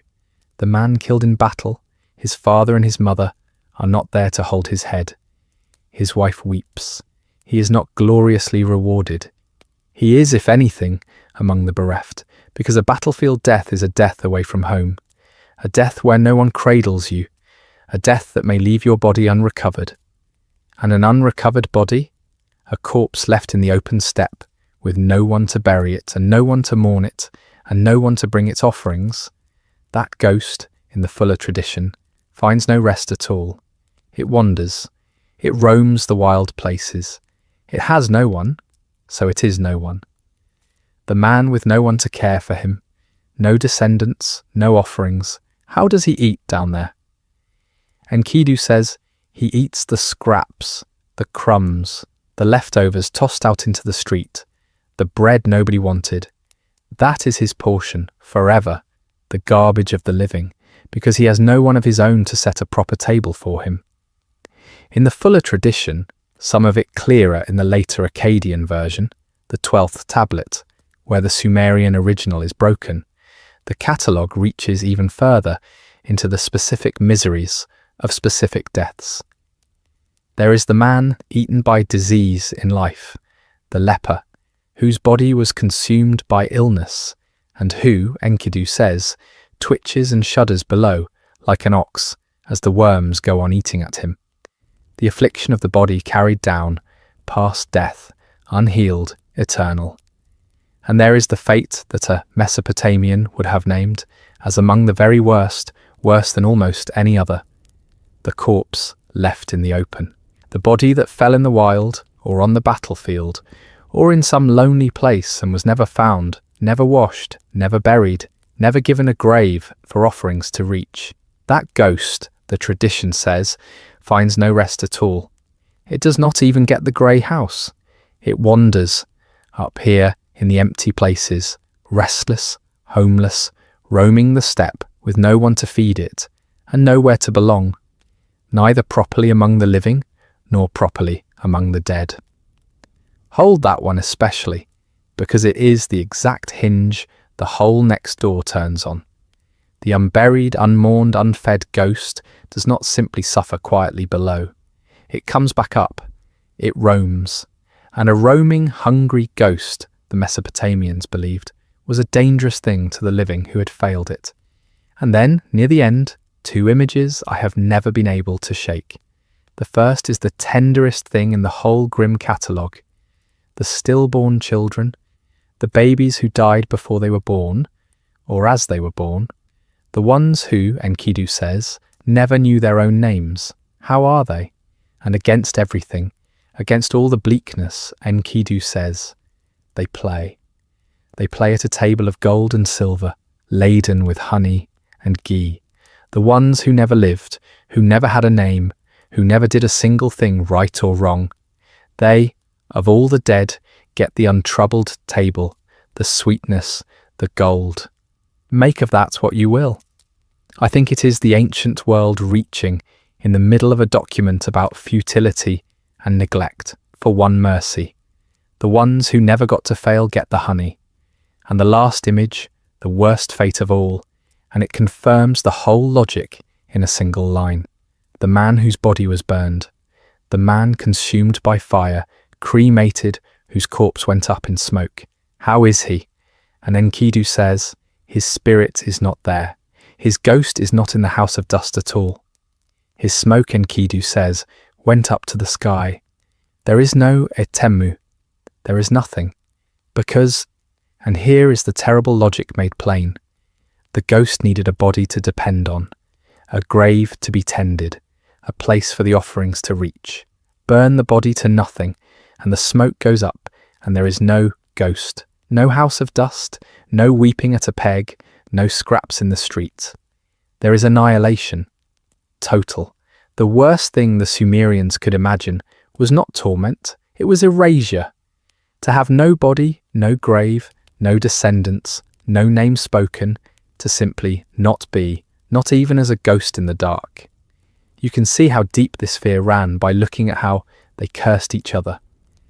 When a Mesopotamian king carved an inscription and wanted to threaten anyone who might deface it or destroy his monuments, the curse he reached for again and again was not death.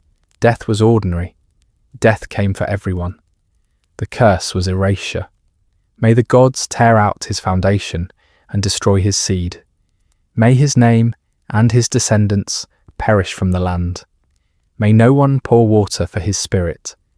That last one, may no one pour water for his spirit, was among the most terrible things one human being could wish on another, because it was a curse of the second death, the real death, the death after death. To have your line cut, your name forgotten, your offerings ended so that your ghost starves in the dark and thins away into nothing. They were not afraid of dying. Everyone died. They were afraid of being forgotten so completely that even the ghost dissolved, of the erasure so total that it reached down and unmade the survivor too.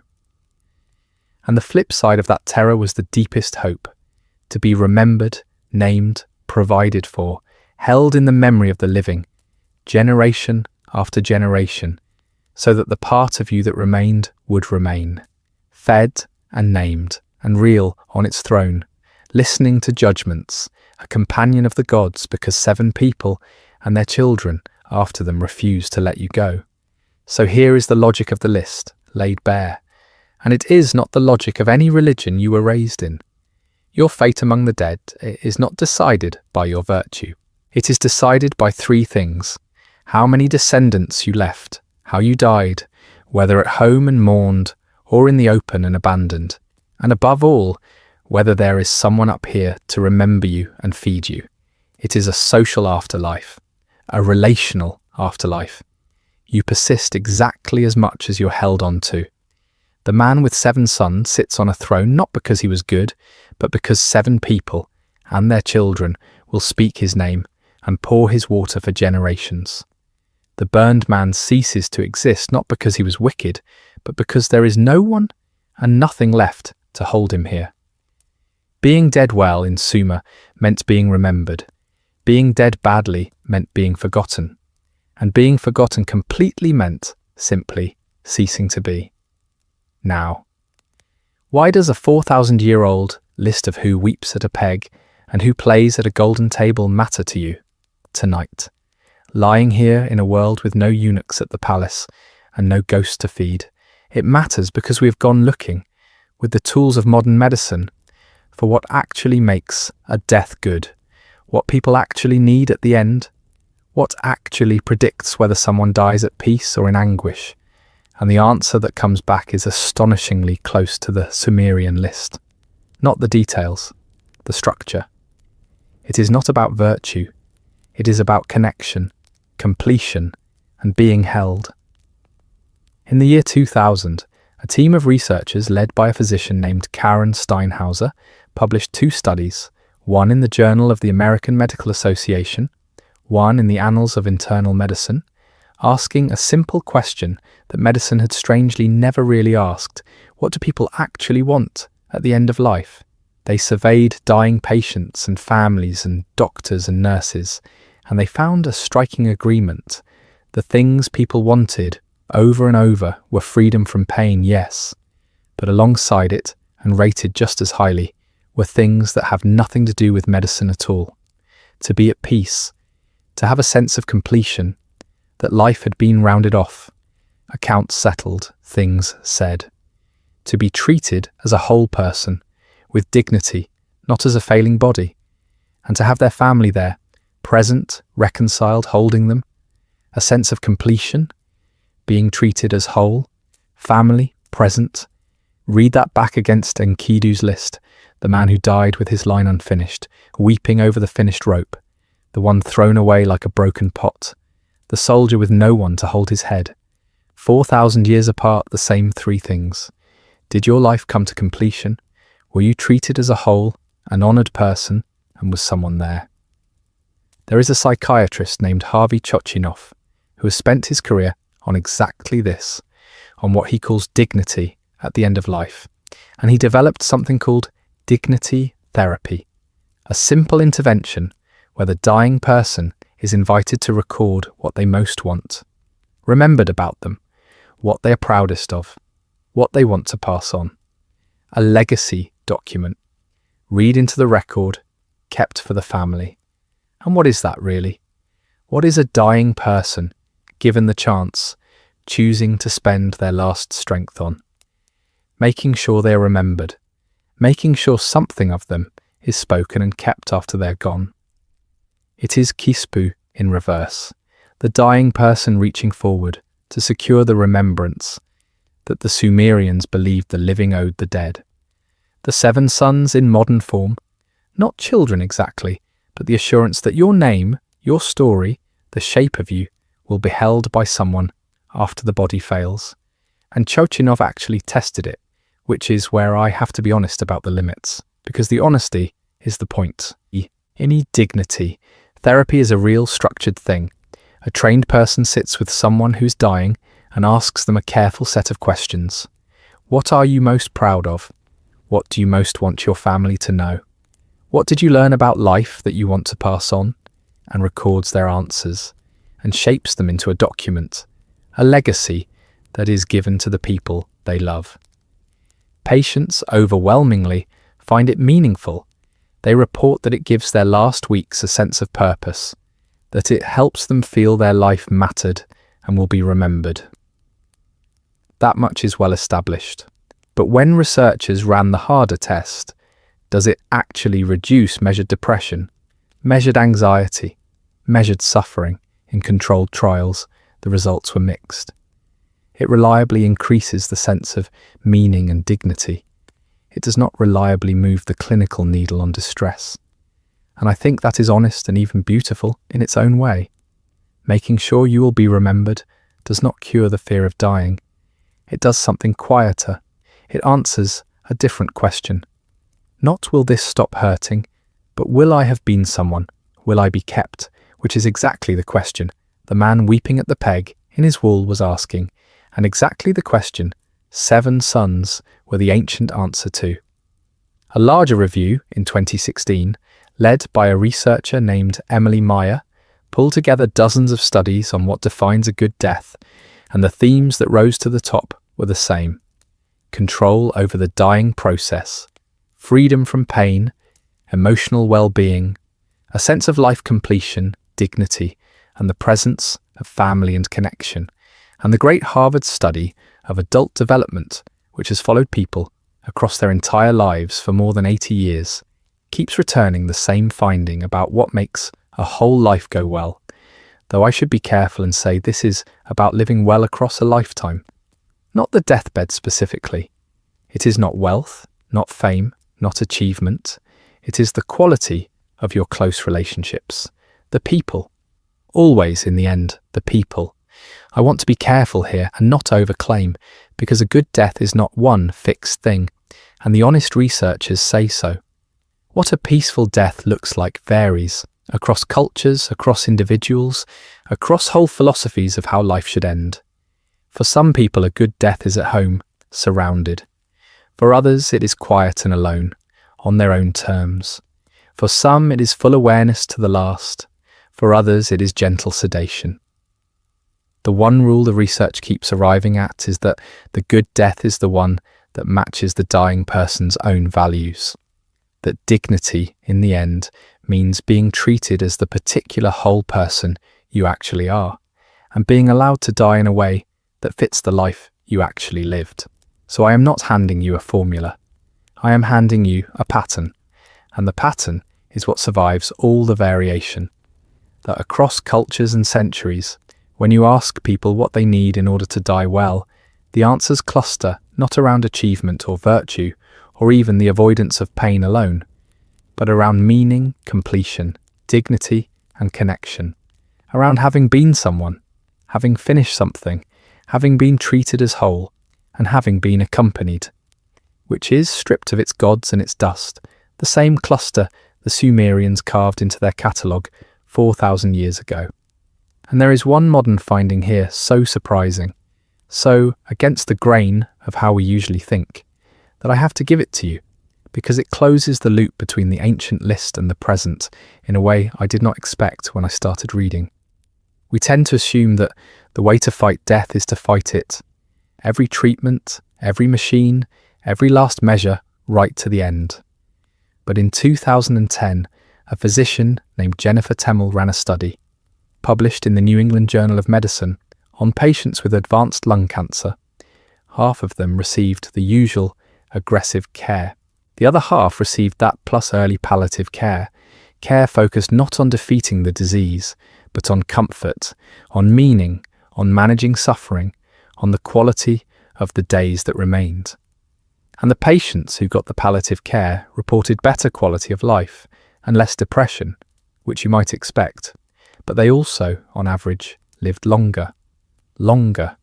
The ones who stopped only fighting and started also being cared for, tended, kept comfortable and whole, outlived the ones given only the fight. Let that sit, because it is almost a scientific restatement of the whole Sumerian intuition, that how you are held at the end is not separate from how the end goes, that being cared for, being treated as a whole person, and not only a failing body, being accompanied rather than only battled over, is not a soft consolation prize, but something that reaches all the way into the body itself. The man with 7 sons, tended, did better than the man alone. It turns out to be measurable. So the Sumerians, with their peg and their bricks and their table of gold, were not doing bad theology. They were doing something more like early sociology of death, and they got the shape of it right. What makes the difference at the end is not whether you were virtuous in some cosmic ledger. It is whether your life reached a kind of completion, whether you were held as a whole person and not discarded, and whether there was someone there, someone to hold your head, someone to pour the water, someone to say your name after you could no longer say it yourself. The throne of the man with 7 sons and the modern dignity of the well-tended deathbed are the same throne. And the smoke of the burned man, rising into an empty sky with no ghost left behind, is the same as our own sharpest, most modern dread. The dread of dying alone, unmourned, unremembered, erased as if we had never been. Which raises the obvious, aching question, and the Sumerians did not flinch from it. If the dead depend on the living to remember them and feed them, what exactly did the living have to do? What was owed? How, precisely, do you keep a ghost from starving into the dark? They had an answer. It was a ritual, performed every month, at the blackest night of the moon, and it was a debt that could never be fully paid. That is the 5th thing. So the dead depend on us. That is the 5th thing, and in a way it is the hinge of the whole night, the place where the story turns from being about the dead and becomes, quietly, about us, the living, the ones still up here, who owe them. Because if your fate in the house of dust is decided by whether someone remembers you and feeds you, then the great burden, the real weight, does not fall on the dead at all. It falls on the ones left behind. The dead can do nothing for themselves. Everything they need has to be sent down to them, by hand, by the living, forever. They had a word for the sending. Kispu. Sometimes kispum. It was the offering made to the dead. And it was, at its heart, extraordinarily simple, almost unbearably simple. Food and water. A little bread, perhaps some beer, or oil or flour, and above all, a poured libation of water. You gave the dead something to eat and, most importantly, something to drink, because the house of dust was a dry place and thirst was the great affliction of the dead, and clean, cool water poured out for them by someone who loved them was the kindest thing the living could do. And alongside the food and the water, there was a second act, and it was just as important, maybe more, the speaking of the name. They called it, roughly, the invocation of the name. You said the dead person's name out loud, over the offering. You named them. Because to name the dead was to hold them in existence, to keep their thread from being cut, to reach down into the grey house and say, "You are not forgotten. I know who you are. I am still saying it." And there was a rhythm to it. It was not done at random when grief happened to strike. It was done monthly, and it was done, most characteristically, at a particular moment in the lunar cycle. The darkest night. The night the moon vanished entirely from the sky. The night they called the Bubulum. The day of the moon's disappearance. I want you to picture that, because it is one of the most quietly beautiful ritual instincts any people ever had. On the night the light in the sky went out, on the darkest night of the month, that was when you went to feed your dead. When the world above was at its darkest, you turned toward the world below. You poured the water, you said the names, and there was a person whose job this was. Not just anyone. It fell normally to the heir, usually the eldest son, and they had a title for him, a lovely one. The pakidu, the provider, the caretaker, the one who tends. And here you see the whole thing locked together with what we learned in the last door. Why did a man with 7 sons sit on a throne among the gods?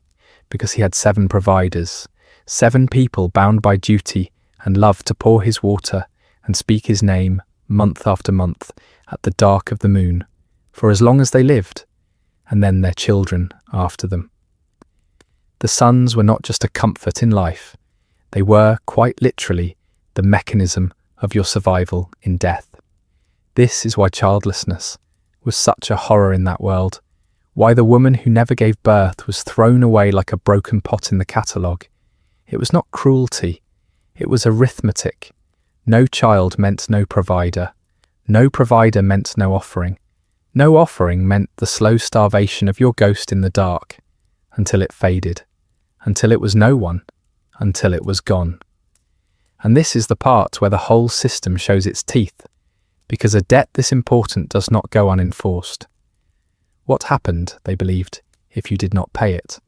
What happened to a ghost that was neglected, a body left unburied, a name left unspoken, a tomb left untended, a dead person with no one to pour the water? That ghost did not simply fade quietly. That ghost came back. A neglected etemu, a hungry, thirsty, forgotten ghost, became a restless one, a wandering one, and worse, a malevolent one. It came up out of the ground, and it afflicted the living, and specifically often it afflicted the very people who had failed it.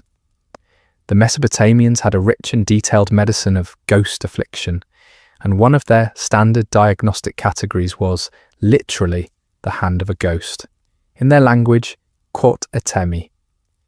When a certain cluster of symptoms appeared, and the classic ones were in the head, headaches and a ringing or roaring in the ears, what we would call tinnitus, that maddening sourceless sound, the healers might say, this is the hand of a ghost.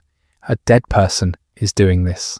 Someone down there is not being fed, and they have reached up and laid their hand on you. And they had specialists for it, the ashipu, the exorcist, the ritual healer, a learned professional who could diagnose which ghost and why and what to do.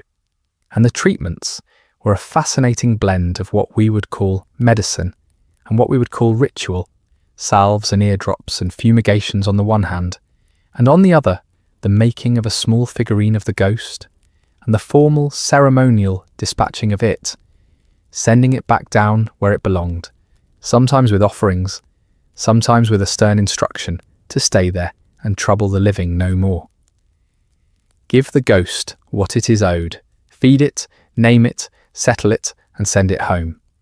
We even have some of the words they used, and they are stranger and more moving than you might expect.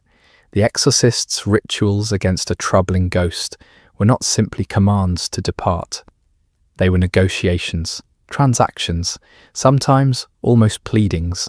A little figure of the ghost might be made, of clay, of wax, of tallow, and given a name, and given provisions, a tiny meal, a little water, even small gifts, as if outfitting a traveller for a journey. And then it would be addressed directly, and told, in effect, here is your food, here is your water, here is what you're owed, now accept it, and go down to the land of no return, and do not come back.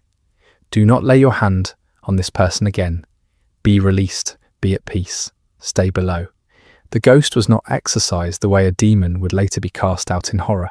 It was settled, paid, sent off with provisions, the way you would send off a poor relative with enough for the road so that they would not have to come back begging.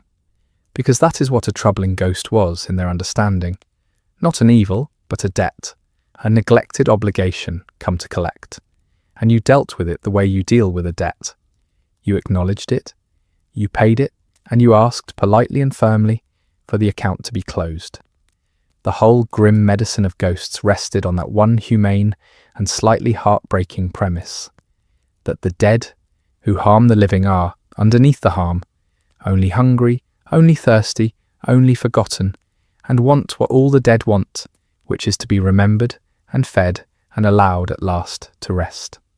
The whole apparatus rested on one assumption, that the dead were still, in some sense, present, still reachable, still capable of touching the living, and that the relationship between the living and the dead was not over at the grave, but ongoing, reciprocal, a set of obligations that ran in both directions across the boundary, and at the heart of the whole apparatus was the name. I keep coming back to it because I think it is the truest thing they understood. The scholars who study these rituals, Irving Finkel among them, point out that the invocation of the name in the offering was not a small formality tacked onto the food and the water. It was, in their own understanding, a creative act, a life-giving act. To speak the name of the dead was to reach down and reconstitute them, to say them back into a kind of being, to hold their thread against the pull of the dust. And the terror underneath it, the thing that made the whole monthly labour non-negotiable, was the opposite, to be forgotten. Because to be forgotten in the present by the living meant, in their theology, eternal oblivion. Not a bad afterlife, no afterlife, the slow fading of the unspoken ghost into nothing at all. The name spoken was the water that kept the ghost from thirsting into non-existence. And so the greatest gift the living could give the dead was not gold, was not sacrifice, was not grief even. It was memory, active memory, the deliberate ongoing refusal to let the name go unspoken. Say the name and they persist, stop and they end. That was the whole economy of it. Remember me, the dead were always, silently, asking. Remember me, or I am truly gone. Now here is why this matters to you, and it is the door that I think will stay with you longest, because it is not about ancient people at all. It is about what actually happens in your own brain when someone you love dies. Because we have studied that now, we have put grieving people into scanners and watched what the loss does to the living brain, and what we have found is that the brain does something that looks, from a certain angle, remarkably like keeping the dead present, remarkably like a ghost that will not settle. There is a neuroscientist named Mary Frances O'Connor who wrote a book called The Grieving Brain, and her central finding is this.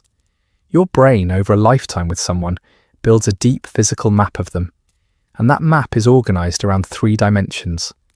Where they are, here, when they are, now, and how close they are to you, here, now, and close. Your brain uses that map constantly to predict where your person is and to find them. And when they die, the map does not update. It cannot easily, because the brain has learned over years that this person exists, that they are findable, that if you look, they will be there.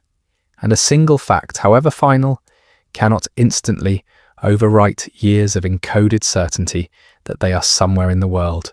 And so, the grieving brain holds, painfully, 2 things at once. O'Connor puts it exactly. For the brain, your loved one is simultaneously gone, and also everlasting. You know they are dead, and also, underneath knowing, some deep predictive part of you keeps expecting them, keeps turning toward the door, keeps reaching for the phone, keeps for a moment on waking, forgetting. The brain keeps them here, now, and close, long after they are none of those things. It keeps the ghost. There is a reason this feels so specific, so recognizable, and it is because it is prediction. Your brain, O'Connor explains, is fundamentally a prediction machine. It builds a model of the world and uses it to forecast what is coming, what is where, who is near. And a person you have loved for years is not a fact in that model. They are woven all through it, a permanent expectation, a background assumption. The brain uses constantly, without ever stating. They exist, they are reachable, if I need them they can be found. Death delivers a single, overwhelming piece of contrary information. But a single fact, however certain, cannot instantly rewrite a model built from 10,000 days of evidence to the contrary. And so the brain keeps making the old prediction and being wrong over and over, reaching for the phone and remembering, turning to say something and stopping, waking for one merciful second into a world where they're still alive before the correction lands again. Every one of those small daily ambushes is a prediction error, the model updating one painful increment at a time. The writer Joan Didion called the first year of her own grief the year of magical thinking. She could not give away her dead husband's shoes because some part of her was certain he would need them when he came back. She knew he was dead, and she kept his shoes. That is not madness. That is a prediction machine, doing exactly what it is built to do, holding a person in the model long after the world has removed them from it, gone, and also in the deep architecture of the brain that loved them, still everlasting. And O'Connor and her colleagues found something even more specific in a study published in 2008. They scanned women who had lost someone, and in those whose grief was the most intense and prolonged, what clinicians call complicated grief, reminders of the dead person activated a part of the brain associated with reward and craving, the nucleus accumbens, and the strength of that activation tracked with how much the person reported yearning for the one they lost. Yearning lit up the reward system. The brain in deep grief was treating the lost person the way it treats something it wants and expects to get, still seeking them, still reaching, the neural machinery of a bond that has not been told or cannot accept that its object is gone. I should be honest that this was a small study and correlational, and the science of grief is still young. But the picture it paints is haunting, and it rhymes across 4,000 years. The bond does not switch off at death. The living brain keeps the dead present, keeps reaching for them, keeps, in its own way, pouring the water. And there is a whole modern understanding of grief built on this, and it overturned an older one. For much of the 20th century, the model of grief was detachment. You were supposed to do the grief work, sever the bond, let go, and move on. And if you kept holding on, you were doing it wrong. But in 1996, 3 researchers, Dennis Klaas, Phyllis Silverman, and Stephen Nickman, edited a book that changed the field, and its title was The Whole Argument: Continuing Bonds. What they found, by actually watching how bereaved people heal, is that healthy grief usually does not sever the bond at all. It transforms it. People keep talking to their dead. They keep their objects, visit their graves, sense their presence, ask their advice, carry their traits, mark their days. They maintain an ongoing, revised relationship with someone who is no longer alive. And far from being pathological, this is, for most people, exactly how healing works. You do not let the dead go. You change how you hold them, and then you hold them for the rest of your life. I want to be careful and honest here, because there is a real edge to this, and the researchers are careful about it too. For a small number of people, the bond does not soften into something bearable. It stays raw, consuming, disabling, months and years on. The reaching for the phone never eases. The person cannot rebuild a life around the loss. Clinicians now recognize this as its own condition, prolonged grief disorder, added formally to the diagnostic manuals only recently, in 2022.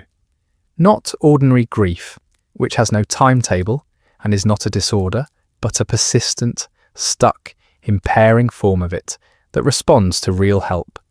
So continuing the bond is not automatically healthy, and cutting it off is not automatically necessary.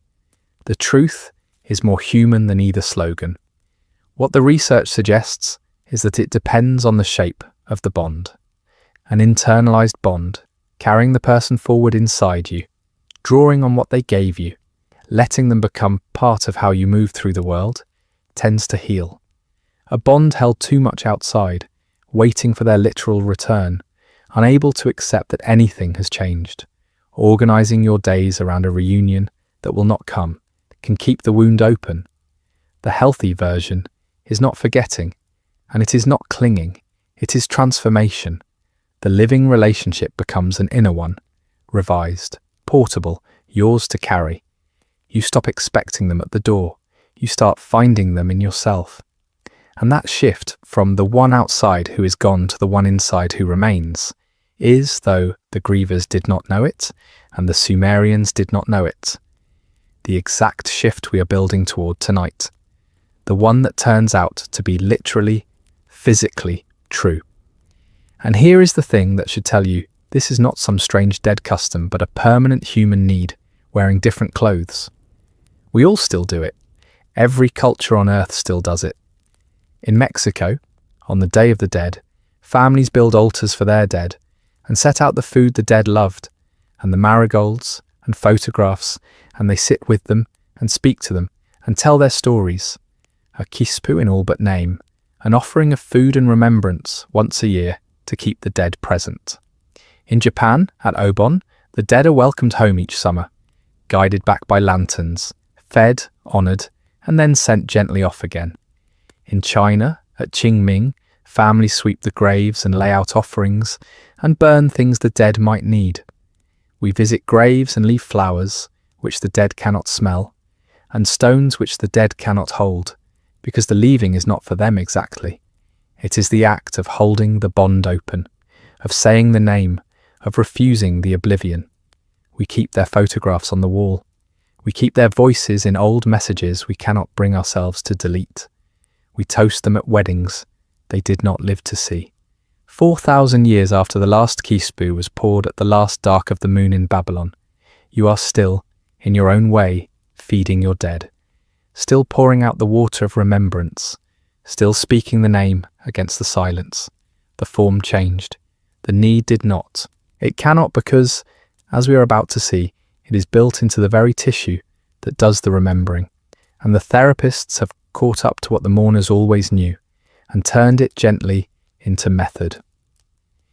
In grief counselling now, a person stuck in their loss might be invited to write a letter to the one who died, to say the unsaid thing, ask the unasked question, tell them what has happened since. Or to speak to an empty chair, out loud, as if the person were sitting in it, and then sometimes to move to the chair and answer back in their voice. It sounds strange said plainly, and it is one of the most effective things in the whole practice, because it is not pretending the dead are alive. It is exercising the bond, keeping the relationship in motion, letting it change and continue, instead of freezing at the moment of loss. It is, when you strip the clinical language off it, a kispu, an offering of words instead of water, a deliberate turning toward the dead, a speaking of the name into the silence to keep the connection breathing. 4,000 years ago, it was a son at a grave at the dark of the moon. Today, it is a widow with a pen and a sealed envelope she will never mail, or a grown child speaking to an empty chair in a quiet office. The technology of it could not look more different. The thing it is doing is exactly, precisely the same. And here is the thing that makes me trust that these two worlds are really talking about the same human truth, and not just a poetic coincidence I am forcing on you. The scholars of grief have themselves made the connection. In a later book on continuing bonds, the researchers included a chapter on exactly this, on the Mesopotamian care of the family dead, on kispu, on the pouring of water and the speaking of the name, because they recognized it. They recognized that the ancient monthly ritual at the dark of the moon and the modern widow who still sets out her husband's coffee cup are doing the same thing. They are maintaining the bond. They are keeping the dead here, now, and close, because that is what the human heart does with the people it has loved, and what the human brain, we now know, is built to do whether we choose it or not. So the Sumerians were not being superstitious when they fed their dead. They were doing, in the form available to them, the exact thing your own brain is doing, involuntarily, for everyone you have ever lost, keeping them present, refusing to close the account, holding the bond open across the boundary. The offering at the dark of the moon and the ache that turns you toward the door months after the funeral are the same gesture. The debt of the living is real. You are paying it right now, tonight, without being asked, for every ghost you carry. But there is one thing the living have always wanted more than the power to feed the dead. They have wanted the power to not become the dead at all, to skip the road, the gate, the house of dust, to not die. And the greatest story these people ever told, the greatest story anyone in that whole ancient world told, is the story of a man who tried harder than anyone to do exactly that, and of what he found, and of what took it from him in the end, at the last possible moment, while his back was turned. That is the sixth thing, the man who would not die. Every story so far has been about accepting the road, where it leads, what waits, how the living tend the ones who have gone down it. But there was always another impulse, older maybe than acceptance, and it is the one you feel too lying here, whether you admit it or not, the refusal, the wish to simply not go, to find the loophole, the plant, the potion, the trick, the exception. And the Sumerians and Babylonians told the greatest story about that wish that has ever been told. And it is the sixth thing.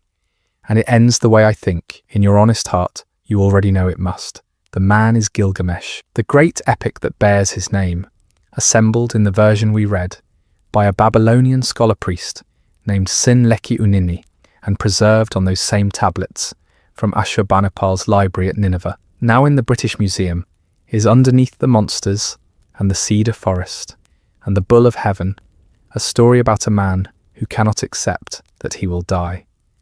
And what breaks him open is not his own death, it is his friends. Enkidu, the wild man, the companion, the one whose ghost we met rising through the crack in the world. Enkidu dies in the middle of the story of an ordinary sickness sent by the gods.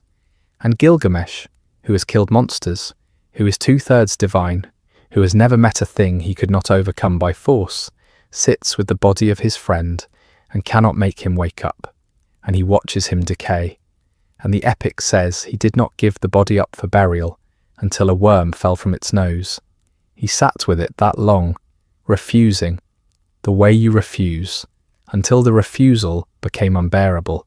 And then something in him breaks, and a new terror is born, and it is not grief anymore, it is fear. If Enkidu can die, then I can die. And Gilgamesh cannot bear it, and he sets out to solve it. Not to mourn death, but to defeat it, to find the one man who is said to have escaped it, and wring the secret out of him. And on the way, exhausted, half wild with grief, he meets a woman, an alewife, a keeper of a tavern at the edge of the world, named Siduri. And she gives him an answer he is not ready to hear, and it may be the oldest piece of wisdom about death ever written down. She asks him where he is rushing, so gaunt and so wretched, and he tells her, "My friend is dead. I am afraid of death. I am looking for the way to escape it."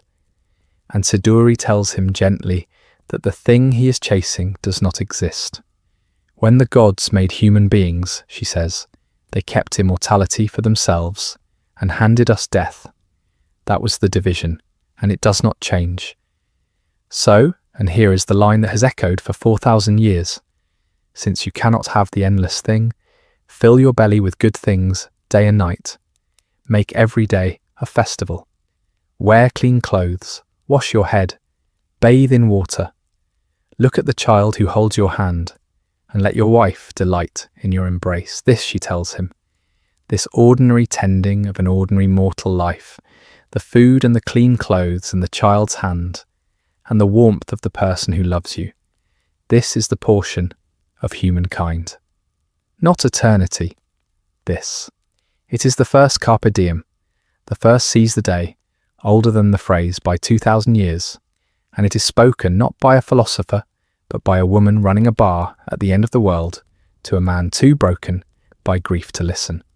He does not take her advice, he goes on, to Utanapishti, to the sleep test, to the plant, to the snake. He has to learn it the hard way, the way we all do. But she told him at the start. The answer was there at the start. It was never eternity. It was the child's hand and the clean water and the good things eaten in the light while there is still light to eat them in. That man is Utanapishtim in the older spelling. He is the survivor of the great flood, the Mesopotamian Noah, and for his role in that story, the gods granted him and his wife the one thing granted to no other humans. They were made deathless and set to live at the ends of the earth, at the mouth of the rivers, beyond the waters of death. And there is a quiet cruelty folded into that gift that the epic wants you to notice, because it is the first hint of the answer Gilgamesh is not ready to hear. Utanapishti was made deathless, and he was removed, set apart at the edge of the world, beyond the waters of death, alone with his wife, no city, no people, no history unfolding around him, nothing but the endless, changeless days at the mouth of the rivers. His immortality is not a triumph he lives inside a full human life. It is an exile from human life, a single unaging couple marooned past the horizon, while the generations of ordinary mortal people rise and love and die, and are mourned and remembered back in the world he can never return to. When Gilgamesh finally reaches him, Utnapishtim does not seem like a man who won. He seems like a man set outside of things, weary, resigned, a little sad, delivering hard truths to a younger man who still thinks deathlessness is the prize. The epic is already telling you, before the sleep test, before the plant, that the thing Gilgamesh is chasing may not even be worth catching, that a life without end might be a life removed from everything that makes a life, the people and the change and the mattering, which only exist because they end. And Gilgamesh, after an enormous and terrible journey, reaches him, and he asks him the question, How? How do I get what you have? How do I not die? And here the epic does something I find almost unbearably wise. Utnapishtim does not give him a weapon to fight death with. He gives him a test. He says, in effect, you want to defeat death, the great sleep, then first defeat its little brother, ordinary sleep. Stay awake, just stay awake, for 6 days and 7 nights. If you cannot conquer sleep for a week, how will you conquer death forever? And Gilgamesh, the mightiest man alive, sits down to stay awake, and is asleep almost before he finishes sitting down. Out instantly. And here is the detail that makes it human and devastating. He does not believe it when they wake him. He thinks he only dozed for a moment. So Utnapishtim's wife has been baking a loaf of bread each day he slept, and setting it by his head, and now they are lined up beside him. The first one hard as a rock, gone stale and dry, the last one still fresh on the coals. 7 loaves marking 7 days, and Gilgamesh has to look at the rotting bread and understand that he slept through all of it, that he could not stay awake for a week, that the great sleep is not something he was ever going to defeat. Look at this fellow, Utnapishtim says, who wanted eternal life. Sleep is already breathing over him like a fog. He failed the test. He is not going to be made immortal. He is in the end exactly as mortal as you. But the story gives him one more chance, one last hope, and it is the cruelest and truest part. As Gilgamesh is leaving, defeated, Utnapishtim's wife takes pity, and Utnapishtim tells him a secret. There is a plant down at the bottom of the sea, a thorny plant like a box thorn, and if a man can get it and eat it, it will make him young again. Not deathless, but young, renewed. The years rolled back. And Gilgamesh, desperate, ties heavy stones to his feet and sinks down into the deep water and finds it and tears it up, the thorns cutting his hands, and he surfaces with it. And he has it, he actually has it, the thing he crossed the world for. And he names it, and the name is heartbreaking in its hope. He calls it, the old man has grown young. He decides he will not even eat it yet. He will carry it home to his city and test it on an old man first, and then he will take it himself. He has won. Against everything, he has won. And then he stops to bathe in a pool of cool water, and he sets the plant down on the bank, and a snake, drawn by the fragrance of it, comes silently out of the water and takes it and carries it away. And as it goes, it sheds its skin, sloughs off its old self, and slides away gleaming and new. And that, the epic says, is why snakes shed their skins and are renewed, and why men do not. Gilgamesh turns around and the plant is gone. Just gone. He sits down and he weeps. He crossed the world, passed every test but the one that mattered, dove to the bottom of the sea, held the answer in his cut hand, and lost it in an unguarded moment to a snake while his back was turned. And there is no getting it back. The one-way road is still there, still waiting, and he goes home to his city. And the only immortality he is finally offered, the only one any of us are offered, is the wall of the city he built, the works he leaves behind, the name that outlasts the body. That is the ending, not victory. The wall and the name and the acceptance. There is a second story, smaller, stranger, that makes the same point from another angle. the story of Adapa. Adapa was a sage, a wise man of the city of Eridu, a servant of the wise god Ea. And one day, fishing, he was capsized by the south wind, and in his anger he broke the wing of the south wind, a shocking act, and for this he was summoned up to heaven, to the sky god Anu, to answer for it. And before he went, his god Ea coached him. When they offer you food and drink in heaven, refuse it, for it will be the bread of death, and the water of death, and it will kill you. So Adapa goes up, and stands before Anu, and Anu, mollified, decides to be generous, and offers him not the bread of death, but the bread of life, and the water of life, eternal life, the very thing.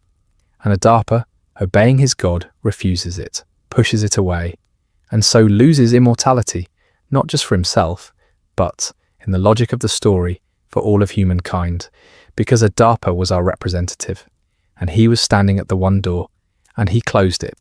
And here is the honest crux, the thing scholars genuinely cannot resolve from the broken tablet. Did Ea lie to him? Did the wise god, perhaps jealous of a human gaining what belonged to the gods, deliberately deceive his own servant into refusing eternal life?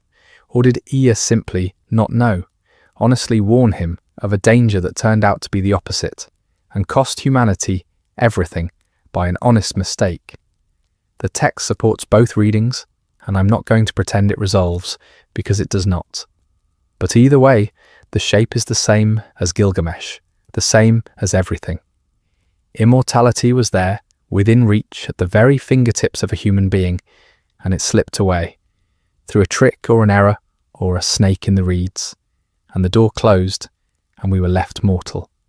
Every version of the story is a version of the plant on the bank, and the snake in the water, so close, and gone. Now, here is where you might expect me to say that we, at last, are the generation that gets the plant, that modern science is about to hand us what the snake stole. You have seen the headlines. You have heard that we are on the verge, that aging is a disease we will cure, that the first person to live to 1,000 may already be born. And this is where I have to be most honest with you of all, because this is the door where the lying is worst, where the hope is most exploited, where people are being sold the plant of youth all over again, for money in bottles. Here is the real state of it. We have, in the last 70 years, genuinely discovered the mechanisms of aging, real physical, mechanistic reasons that bodies grow old. In 1961, Leonard Hayflick discovered that normal human cells cannot divide forever. They divide a limited number of times, 40, 50, 60, and then they stop permanently, a built-in counter now called the Hayflick limit. And we found the counter itself, the telomeres, the protective caps on the ends of our chromosomes, discovered and explained by Elizabeth Blackburn, Carol Greider, and Jack Szostak, work that won the Nobel Prize in 2009. Every time a cell divides, its telomeres shorten a little, and when they wear down too far, the cell stops. That is a real clock, ticking in your cells right now.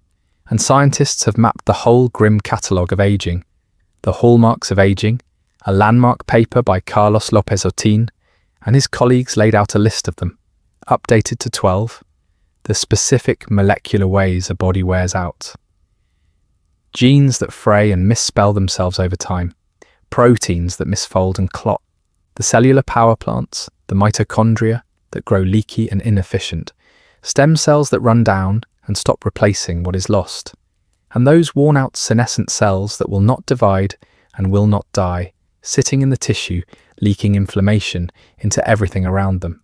It is a real physical, mechanistic account of aging, not a curse, not a punishment, but a slow accumulation of specific, nameable damage. This is genuinely more than any previous age of humanity ever knew. We can point at the machinery of aging and name its failing parts, and here is a fact that tempts everyone, and that I have to handle with real care, because it is true, and it is misleading at the same time. Not everything ages. There are animals on this earth that appear biologically not to grow old at all. The tiny freshwater creature called the hydra, a little tube of stem cells, seems to renew itself so completely that it shows no rise in death rate with age. It does not senesce in any way we can measure. There is a jellyfish, Turritopsis, that when injured or stressed can reverse its own life cycle, revert to an earlier stage, and start again, apparently indefinitely, the so-called immortal jellyfish. Certain tortoises, certain clams, some cold deep-water fish age so slowly they are effectively negligible. So biological aging is not a law of the universe. It is not thermodynamically mandatory. It is, in some creatures, simply not switched on. And that is exactly the fact that gets sold to you as hope. But notice what those animals are. A tube of stem cells with almost no specialized tissue, a jellyfish that survives by dissolving back into an earlier body. Simple animals that can afford to constantly rebuild themselves precisely because there is so little of them, and so little that is irreplaceably specialized to rebuild. You are not a hydra. You are a vast, intricate, deeply specialized structure, a brain that took a lifetime to wire. That is you, that cannot be dissolved and rebuilt without dissolving the person. The very complexity that makes you a someone is the complexity that cannot be endlessly renewed. The jellyfish can be immortal because there is almost no one there to lose. The price of being a self may simply be that the self wears out. So we know the mechanisms. Have we stopped them? No. And this is the part they do not put on the bottle. There are real promising directions, senolytics, drugs that clear out the worn-out senescent cells that accumulate as we age, partial cellular reprogramming, which in mice has actually reversed some markers of aging. But senolytics that look wonderful in mice have already failed in human trials. A company called Unity Biotechnology ran a major trial for arthritic knees, and it did not work. Reprogramming, done continuously in mice, does not create immortal supermice. It gives them tumours and kills them. And the great tempting shortcut, just switch the telomerase back on, the enzyme that rebuilds telomeres, and stop the clock, runs straight into the reason evolution switched it off in the first place. Because there is one kind of cell in your body that has already figured out how to turn telomerase back on and divide forever, unchecked, immortally. We have a name for that kind of cell. We call it cancer. Something like 85 to 90% of cancers work precisely by reactivating telomerase. The clock in your cells is not a cruelty, it is a break, and the plant of youth, it turns out, is guarded by the same snake it always was.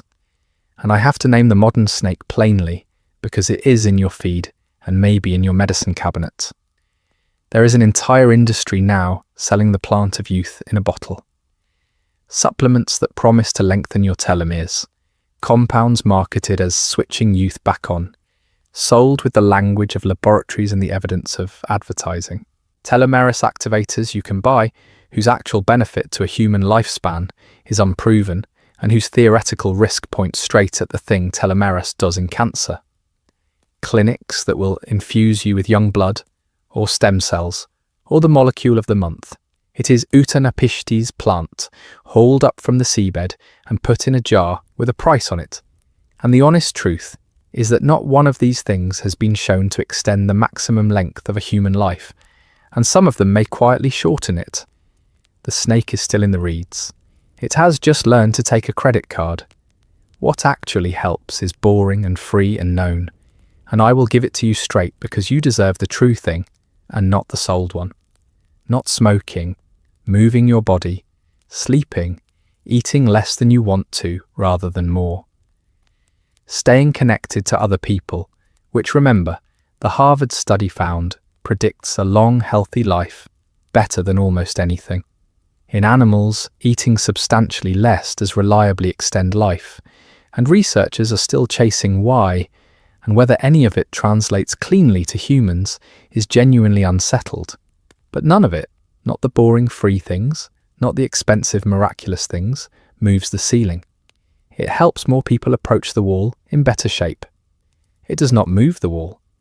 The wall, at somewhere around 115 or 120 years, has never once moved, for anyone, by anything. That is not pessimism. That is just the honest count.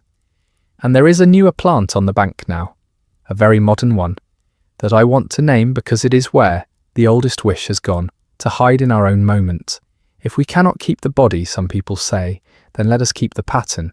Freeze the brain at death and trust some future to revive it. Cryonics, the frozen heads in their steel tanks, waiting for a thaw that the science does not currently support and may never, or more quietly and more strangely, take everything a person ever wrote, every message, every recorded word, and feed it into a machine until the machine can answer in their voice.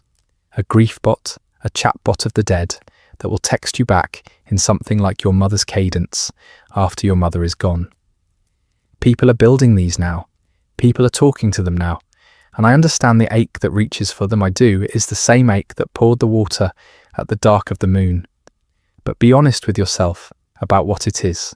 The frozen head is Gilgamesh tying stones to his feet, diving for a plant that is probably not down there. And the machine that talks like your mother is not your mother. It is a mirror, trained on her echoes, reflecting a statistical average of the words she left behind. A very sophisticated recording, played back, with no one home. It is the bread of life that turns out when you reach for it, to be something else wearing its shape. The snake has many forms now. Some of them run on electricity.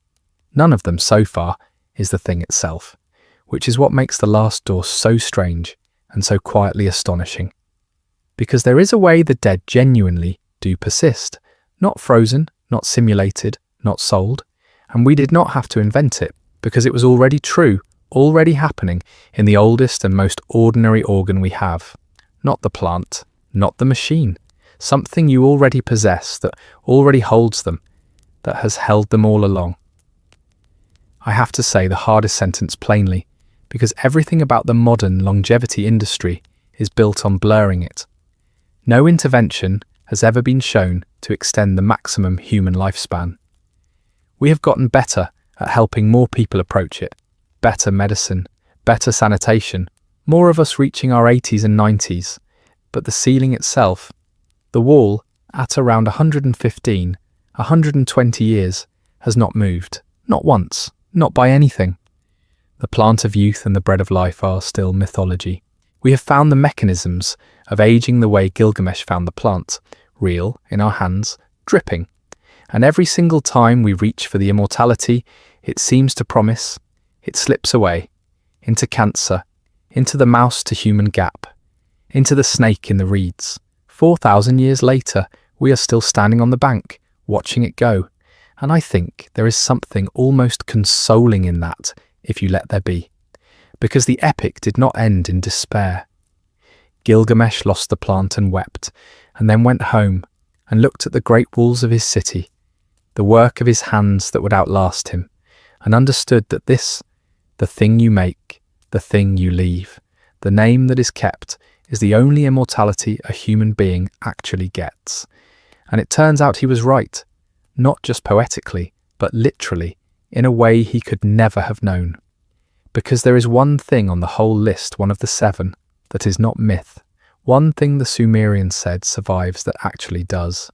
One real, physical, confirmed way that the dead persist among the living, happening in your own body, right now, tonight, for every person you have ever lost. They named it in their own way 4,000 years ago. And modern science in the last 15 years has finally found it and switched it on with a pulse of light and proven it is really there. That is the last thing. That is the one that is true. And it is where we have been going the whole time. We have come all the way down, through the part that remains, and the road that only goes one way, and the house of dust, and the catalogue of fates, and the debt the living owe, and the man who tried to escape it all, and failed. 6 things the Sumerians said happen to you after you die, and every one of them, when you hold it up to the light, turns out to be either mythology or metaphor, or a picture the human mind paints because it cannot bear the blank. Beautiful, old, human, but not in the end true. This one is true. I have been careful all night to tell you where the line is, to flag the myth as myth and the guess as guess, and I am going to be just as careful now, because this is the place where it would be easiest to lie and where the lie would be the most comforting, and I am not going to tell it. But inside the true thing, exactly up to the line and not one step past it, is something so close to what these ancient people believed that when I first understood it, I sat still for a long time. They said the dead survive in the living, sustained by the living, kept in being by the living, and that, not as poetry, as physics, is correct. It is happening in your skull right now. Here is the science, and it is solid, and I will tell you exactly how solid as I go. A memory is not a picture stored somewhere in your head. It is not a recording filed in a drawer. A memory is a physical change to the actual matter of your brain. When you experience something, when you learn a face or a voice or the particular way a person laughed, certain neurons fire together, and the connections between those neurons, the synapses, the tiny gaps where one cell speaks to the next, physically change. They strengthen. The change is real, structural, chemical. There is a name for it, and it is over a century old, the engram. The word was coined around 1904 by a German scientist named Richard Seaman, and it means the enduring physical trace that an experience leaves behind in living tissue, the mark of the event, still there after the event is gone. Seaman's idea was richer than just the trace, and the rest of it matters tonight. He imagined a whole cycle.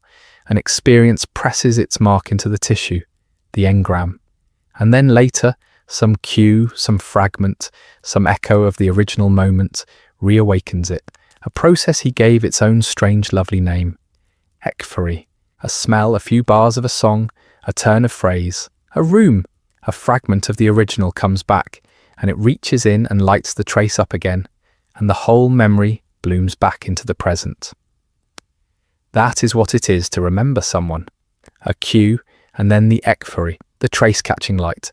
And Seaman saw, more than a century ago, what this implied, that the past is not gone exactly, but sleeping, folded into the physical substance of the one who lived it, waiting for the fragment that will wake it.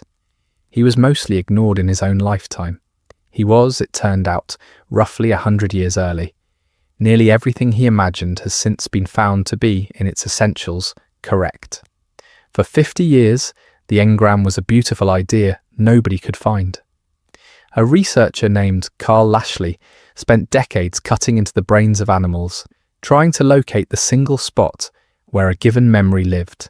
And he never found it, he concluded, famously and a little despairingly, that memory must be spread out, distributed across the brain, not a dot, but a web. He once wrote that he sometimes felt the evidence forced the conclusion that learning was simply not possible, and yet, he added, learning does happen. The trace was real. It was just not where or what he expected. Then slowly, we found it. In 1973, two researchers, Timothy Bliss and Terje Lomo, discovered that if you stimulate certain connections in the brain, they become lastingly stronger, a phenomenon called long-term potentiation, the physical act of a memory being written, connections strengthening and holding. The great neuroscientist Eric Kandel, who won the Nobel Prize in 2000, showed in the simple nervous system of a sea slug that learning literally grows new synaptic connections. That when a creature learns, its brain physically changes shape, new structure built where there was none. Memory, it turned out, is not stored in the brain. Memory is a change to the brain. The tissue is different because the thing happened. The tissue carries the mark. Kandel's work is worth staying with a moment because he caught the mark in the act of being made. Working with a sea slug, a simple animal with large countable neurons, chosen precisely because you could watch what happened cell by cell, he showed that there are two kinds of remembering, and they are physically different things. A short-term memory is a quick chemical change, a temporary tuning of connections that already exist and it fades. But a long-term memory, the kind that lasts, the kind that survives sleep and time, requires something more drastic. It reaches all the way into the nucleus of the cell, switches on genes, builds new proteins, and with them grows new synaptic connections that were not there before. Physical structure, new wiring laid down that persists. That is the difference between something you hold for a moment and something you will carry for years. The second one has rebuilt your tissue. When a memory becomes permanent, your brain has literally, physically grown to accommodate it. It is not a metaphor to say a lasting memory is built into you. It is masonry. New connections, constructed, load-bearing, yours. And then, in the last 15 years, in a series of experiments that still astonish me, a scientist named Susumu Tonegawa and his team at MIT did the thing Lashley could not. They caught the engram, using a technique that let them tag the exact neurons that fired while a mouse learned something, and then switch just those neurons back on later with a pulse of light. They proved that reactivating that specific physical ensemble reactivated the memory itself. The mouse behaved as though it were back in the remembered moment. That was 2012, published in Nature. The next year they went further and implanted a false memory by artificially reactivating one memory's engram in the wrong context, proving the trace is a real, physical, manipulable thing you can find and switch. And then in 2016, the finding that undoes me a little every time. They worked with mice in the early stages of an Alzheimer's-like condition, mice who could no longer recall a memory when given the natural cue, who had, in every ordinary sense, forgotten. And they went in and directly activated the engram cells, and the memory came back. It was there the whole time. The mouse had not lost the memory, it had lost the doorway to it. The trace was intact, physically present, waiting behind a door that could no longer be opened the usual way. A retrieval problem, the researchers said, not a storage problem. The engram was still there. I have to stay a moment with that finding. Because of everything in the science tonight, it is the one that undoes me. And I think, if you're still awake, you will feel why. We are used to a certain picture of memory loss, of dementia, of the long forgetting, the picture where the memories are gone, erased, deleted, wiped from a failing machine. And what these experiments suggest, at least in the mouse, and at least for some kinds of memory, is that this picture may be wrong in the most poignant possible way. The memory may not be gone. The trace may still be there, physically intact, sitting in the tissue, exactly where it was written. And what has failed is not the storage, but the doorway, the ordinary path by which a cue reaches in and lights it up. The person you love, deep in the forgetting, who no longer knows your face. It is possible, we cannot be sure, but it is possible that you are still in there, the trace of you, whole behind a door that can no longer be opened from the usual side, not erased, sealed, present, but unreachable. I do not know whether that is more terrible or more consoling, and I have decided I do not have to know, because it is simply true, or true enough in the mouse, to be worth carrying gently. The mark a life makes can outlast the ability to find it. The engram can survive the loss of the key, which means the dead and the lost and the forgotten may persist in us even past the point where we can consciously reach them. Held still in a room we have lost the door to, but held. Now hold all of that, and hold the Sumerians, and let me bring them together exactly to the line. Every person you have ever loved has physically changed your brain. This is not a metaphor. When you learned their face, their voice, the specific weight and warmth of their presence, your neurons rewired themselves. Connections strengthened that would never have strengthened otherwise. There are synapses in your head, right now, tonight, that are the shape they are because that person existed and you knew them. That structure is real. It is matter. It is in you. And when that person dies, we're when the breath goes out, when the road takes them, when the body goes into the ground or the fire, that physical trace does not die with them. It is not in their body, it is in yours. It is still here. The mark they made on the living tissue of your brain is still, tonight, exactly where they left it. That is the etemu. That is the thing the Sumerians reached for and could only half describe. The part of the dead that survives, that is made of mind, that lives on, not in some far grey house, but in the living, sustained by the living, kept in being by the living, remembering them. They said the dead depend on the living to hold them in existence, and they were right. And it is not superstition, it is neuroscience. The dead persist physically, as engrams in the brains of the people who loved them, and nowhere else, and for exactly as long as those people live. The kispu, the offering, the speaking of the name at the dark of the moon, that instinct that the dead need to be actively remembered or they are fade, maps onto a literal truth. A memory you never revisit does weaken. A name never spoken does, in a sense, starve. And a name kept, a face turned over, a story retold, that is the water poured out. That is the trace kept strong. They thought they were feeding ghosts in a house of dust. They were describing, in the only language they had, the maintenance of an engram in a living brain. Think about how exact the correspondence is, because it stopped me cold when I first saw it. They said, the dead survive only as long as they are remembered, and fade into oblivion when the remembering stops. Neuroscience says a memory trace is real, physical, in the tissue, and a trace never revisited weakens, while a trace returned to, rehearsed, reactivated, stays strong. They said, speak the name and hold the person in being. Neuroscience says reactivation reconsolidates the engram, and the cue, the name, the fragment, the ekphery, is what lights the trace and keeps it live. They said, the debt of the living is to keep the dead present. Neuroscience says the dead are present physically in you, and their persistence really does depend on your continuing to hold them. They performed their ritual at the dark of the moon, pouring water, believing they were feeding a shade in a far country. They were, in truth, doing the thing that actually keeps the dead in existence, the only thing that ever has.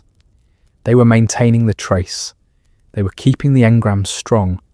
They just aimed the offering downward into an imagined house of dust, when all along the ghost was never down there at all. The ghost was in them. It was always in them. Every time they said the name, they were not sending water down a grave. They were watering the mark the dead had left inside their own heads, and that mark was real, and their tending kept it, and in that they were doing something truer than they could possibly have known. And now the line, because I promised, and because the whole worth of this depends on my not stepping over it. What survives in you is not their mind. It is not their consciousness, awake somewhere behind your eyes watching. The engram is your tissue, encoding your experience of them. It is a reconstruction, not a recording, and it is lossy, and it changes. Every time you recall someone, the memory is subtly rewritten, so the person you remember drifts slowly over the years, away from the person who was. That last part is not a poetic flourish. It is a specific, unsettling finding, and honesty demands I give it to you, even though it complicates the comfort. In the year 2000, researchers named Karim Nader, Glenn Schaaf, and Joseph Ledoux showed something that overturned an old assumption. We used to think a memory, once consolidated, was fixed, written to stone, retrieved unchanged. What they found is that every time you pull a long-term memory up into active recall, it becomes briefly unstable again, editable, and has to be restored, reconsolidated, and in that window it can be altered, updated, subtly changed before it is put back, which means the act of remembering is also, always, an act of rewriting. The memories you revisit most, the people you think about most, the ones you love most are precisely the ones most reworked, most drifted, most edited by each act of recall. The face you see when you close your eyes and picture someone you lost is not a photograph pulled from storage. It is tonight's reconstruction, built from a trace that has been quietly revised every time you have reached for it, for years. So the person you carry is real and physical and truly theirs in origin, and also, unavoidably, partly your own making, softened and shaped and reauthored by every remembering. That is the honest texture of it. It is not a recording of them. It is a living, changing trace of them, kept alive by the very act of returning to it, which I will say again is exactly, uncannily, what the offering at the dark of the moon always was. The dramatic experiments were done in mice on simple fears, not on the memory of a human face. The principle holds, but the cinematic version, a single glowing cell that is your grandmother, is a simplification. And the trace is mortal too. It lives in your brain, and it will die when your brain dies. This is persistence, not immortality. It is not the plant of youth. The snake still gets it in the end. And I want you to feel the scale of it, the sheer physical intimacy, because we say the word memory so lightly that it has gone flat, and what is actually true is not flat at all.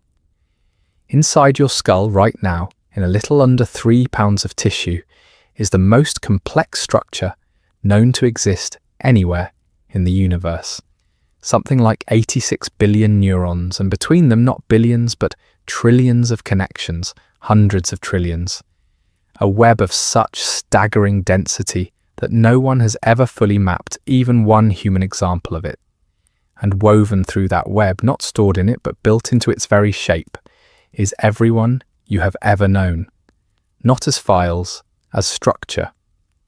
The particular architecture of your connections is different, physically, measurably different, because of every person who ever mattered to you. Your brain is a different shape than it would have been if you had never met them. They are not a photograph you keep. They are part of the machine that does the keeping. When you love someone for years, they become, quite literally, part of how your brain is built, and that construction does not unbuild itself when they die. The wiring holds, the shape they made stays made.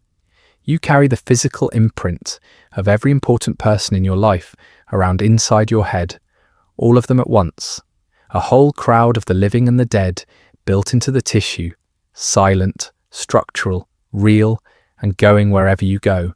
You are, in the most literal sense the word will bear, haunted not by spirits, but by architecture, by the shapes the loved and the lost pressed into you and did not take back. But up to that line, right up to it, the thing is true, and it is astonishing, and it is happening now. There is one sentence I want to leave you with, and I have weighed it word by word, so that it stays exactly on the honest side of the line, and here it is. The people you have lost are not gone without a trace. They are the trace, a physical change they made in the living tissue of your brain, still here, still real, tonight. What lives on is not their mind, but the mark they left on yours. And that mark is matter, not metaphor. The Sumerians looked at death and refused to say it was nothing. They were mocked for it, in a way, by every hard-headed age since. Childish, we said, to think the dead go on. But they were not entirely wrong.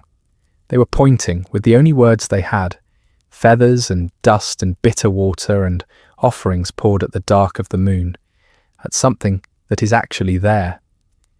The dead do go on. Not up, not down, not in a grey house at the bottom of the world, but in us, in the physical, altered, rewired tissue of the people who carry them. That is the one thing on the list that is real. That is the one that is already happening. It has been happening the whole time you have been lying here.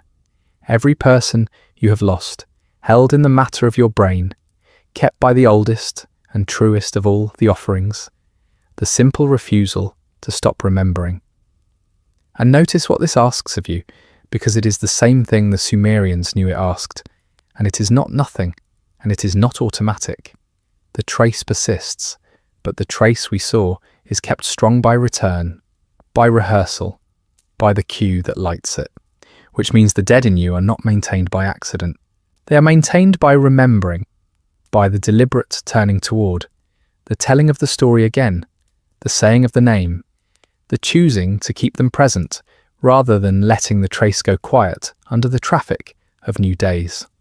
This is the one place where the ancient duty turns out to be literally, biologically real. You do owe the dead something, and it is exactly what they always said it was, to remember them. Not because their ghost will starve in a far country if you forget. There is no far country. But because the trace of them in you, the only place they now exist, is kept alive by the same act their descendants performed at the dark of the moon.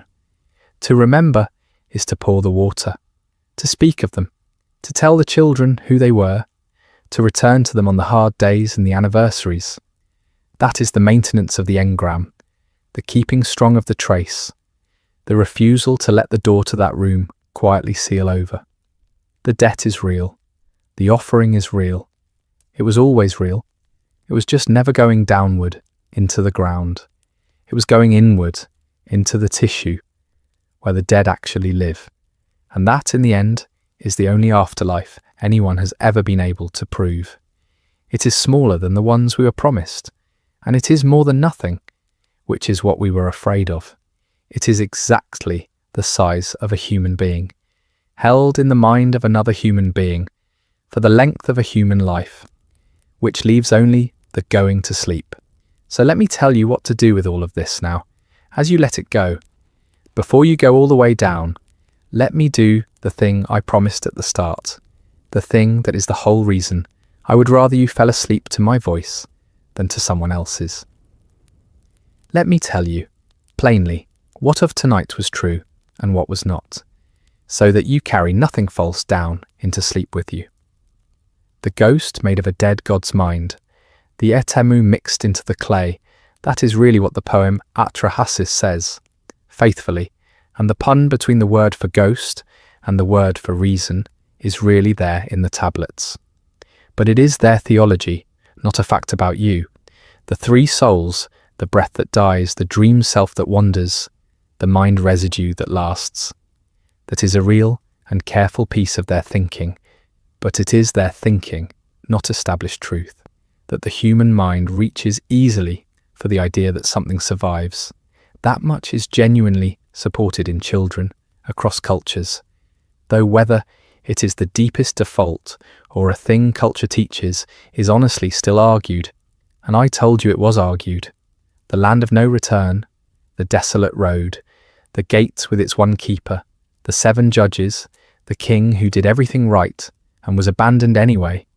Those are faithfully what the death of Ur-Nama and the other texts say, and the royal cemetery of Ur is real, and Woolley really dug it, and the attendants in the death pits were, we now think, most likely struck down rather than gently poisoned, though that rests on only a couple of skulls, and I told you so.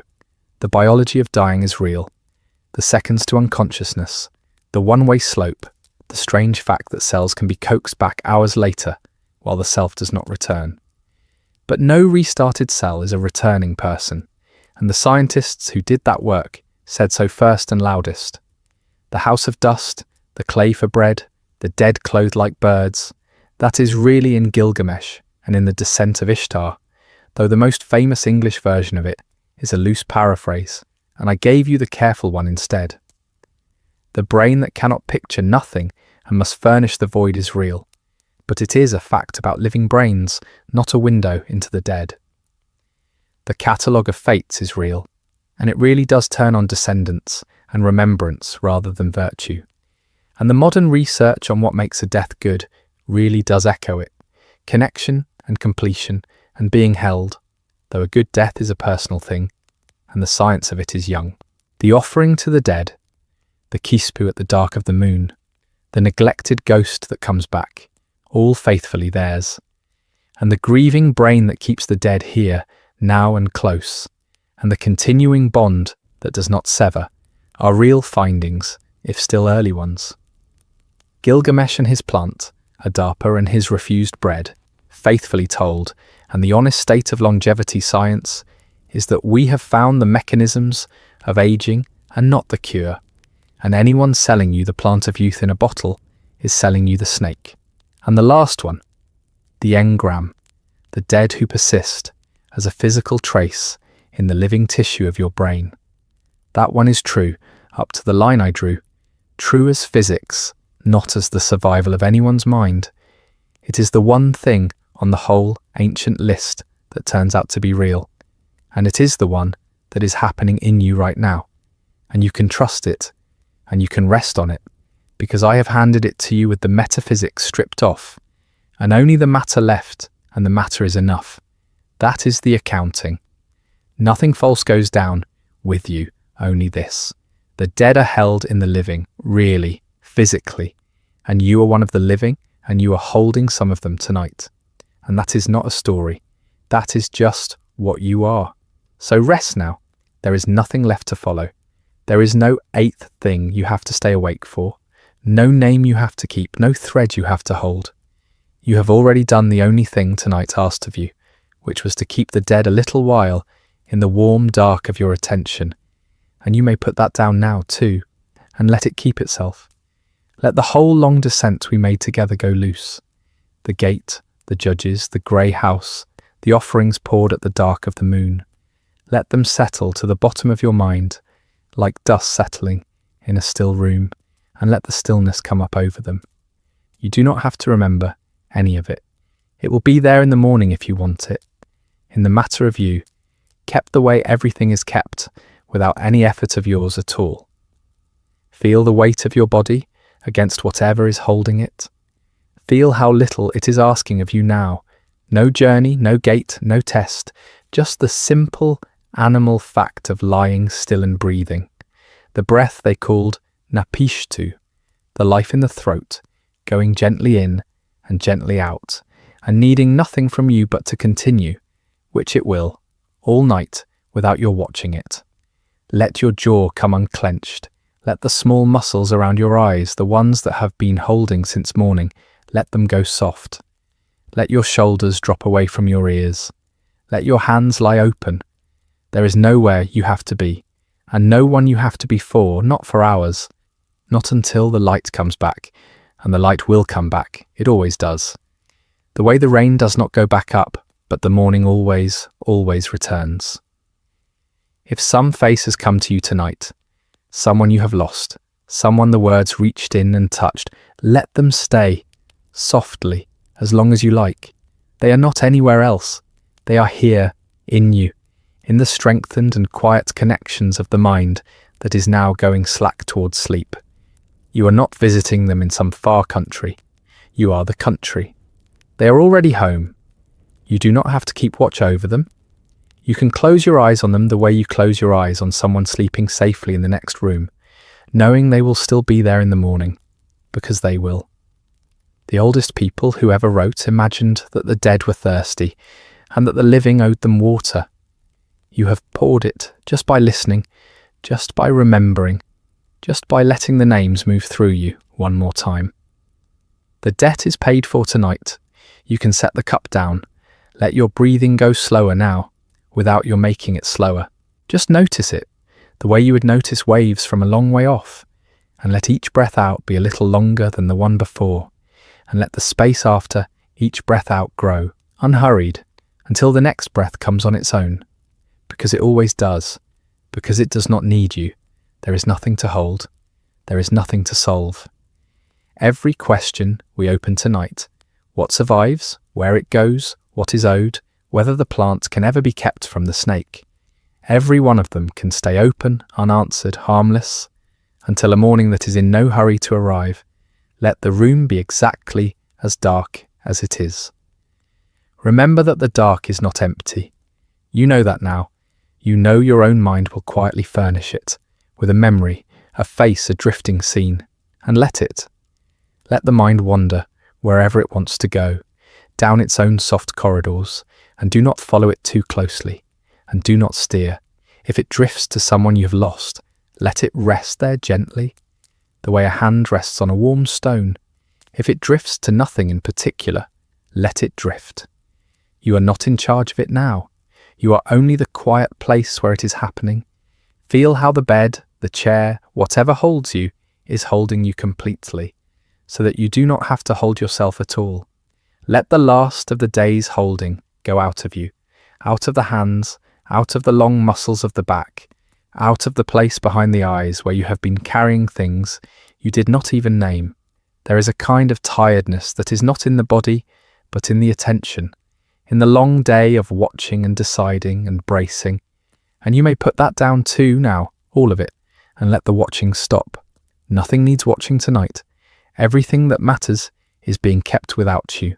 Notice, if you can, how safe this is, how ordinary, how nightly, how completely without threat. We spent 3 hours in the country of the dead, at the gate, in the dust, among the judges and the ghosts and the bitter water, and none of it can reach you here, because none of it was ever the real thing, and the real thing turned out to be gentle. The real thing is only this, that you have loved some people, and they are in you, and you are lying safe in the dark, and in a little while you will sleep. That is the whole of it. There is no gate in this room. There is no judge, no ledger, no toll. There is a warm, dark, and a breathing body, and a mind full of the people it has loved, letting go of the day. The oldest fear in the world, the one that drove them to carve all of this into clay, has no purchase here tonight.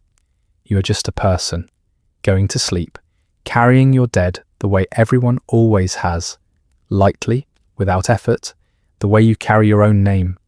And now, let even my voice become part of the background. One more soft thing in a dark and safe room, no more urgent than the sound of your own breathing, something you can stop listening to at any moment without missing anything at all. I will keep talking, low and even for the ones still drifting down, and it does not matter in the slightest whether you hear the words or only the shape of them, the way you half hear rain. There is nothing beneath this, no gate below sleep, no judges waiting, no grey house, only sleep, ordinary and kind, the little brother of the thing we spent all night looking at without fear. Gilgamesh could not stay awake through it, and neither could the strongest people who ever lived, and neither will you, and that is not a defeat tonight. Tonight it is the whole gift. Let it come the way it came for him, like a fog off the water, gentle, total, already here. You are held. You are, at this moment, doing the one thing that keeps the ones you love in existence, and it costs you nothing, and you can do it in your sleep, and you will. Rest now. The dead are safe in you, and you're safe in the dark, and the morning will keep until morning. There is nothing more to know tonight. You reached the bottom of the oldest map anyone ever drew, and you found, at the very bottom of it, not a grey house and not a gate, and not a country of dust, but something small and warm and true. The people you carry, held in you, kept by the simple fact of your having loved them and not let them go. That is enough. That has always been enough. It is the whole of what anyone gets, and it turns out to be, when you finally lie still in the dark and stop being afraid of it, more than enough. It is almost too much. This much keeping, this much held, this much still here, inside one quiet person, in one dark room, at the close of one ordinary day. So let it all go soft now, the whole long descent, the gods and the gifts and the bitter water and the plant on the bank and the snake in the reeds and the trace in the tissue that outlasts them all. Let it settle. Let it keep itself. Your only task now is the oldest and easiest one there is, the one Gilgamesh could not manage, and you will not be able to resist, to let the little brother of death come up over you, gentle and complete, and carry you down into a sleep that has no gate, and asks no toll, and always, always gives you back to the morning. Let the count go first. You do not need the 7 anymore, or the order of them, or which was true and which was only beautiful. Let the gods go, and the gate, and the 7 judges, with their killing look, back down into the dark they came from. Let the king with his bitter cup go, and the queen alone in her palace, and the plant sinking back into the water. Let the names of the researchers go, all of them. You kept them long enough. Let my voice thin out into the general hush of the room. One more warmth among the warmths. There is nothing left that is yours to carry tonight, except the one thing that carries itself. The people in you, held without effort, kept without watching, safe in the tissue whether you're awake or asleep, and you're so close now to asleep. Breathe out and let it be a little longer.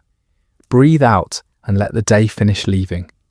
Breathe out and go down easy, the way the rain goes down, knowing the morning comes back up, even though the rain does not, knowing you will surface into light in a few hours, with all of them still in you, none of them lost, the whole quiet crowd of your loved ones riding down into sleep with you, and rising back up with you, as they will every night and every morning for the rest of your life, which is the only afterlife anyone ever proved. And it is enough, and it is yours, and it is holding you now. And if sleep has not quite come, that is all right too. There is no hurry, and there is nothing left to do but lie here in the warm dark, and let the slow tide of it rise, the way the oldest people who ever lived believed a tide rose in the house of the dead, except that this one is kind, and this one carries you not down into dust, but only down into sleep and back up into morning, over and over, for years, a small nightly rehearsal of a going down that you need not fear, because you have looked at the real one tonight, straight on, with the lights of 4,000 years to see it by, and found at the bottom of it not a monster, but a mercy, the people you love, kept safe in you, and you kept safe in the dark, and the morning, patient, certain, already on its way. Let go now.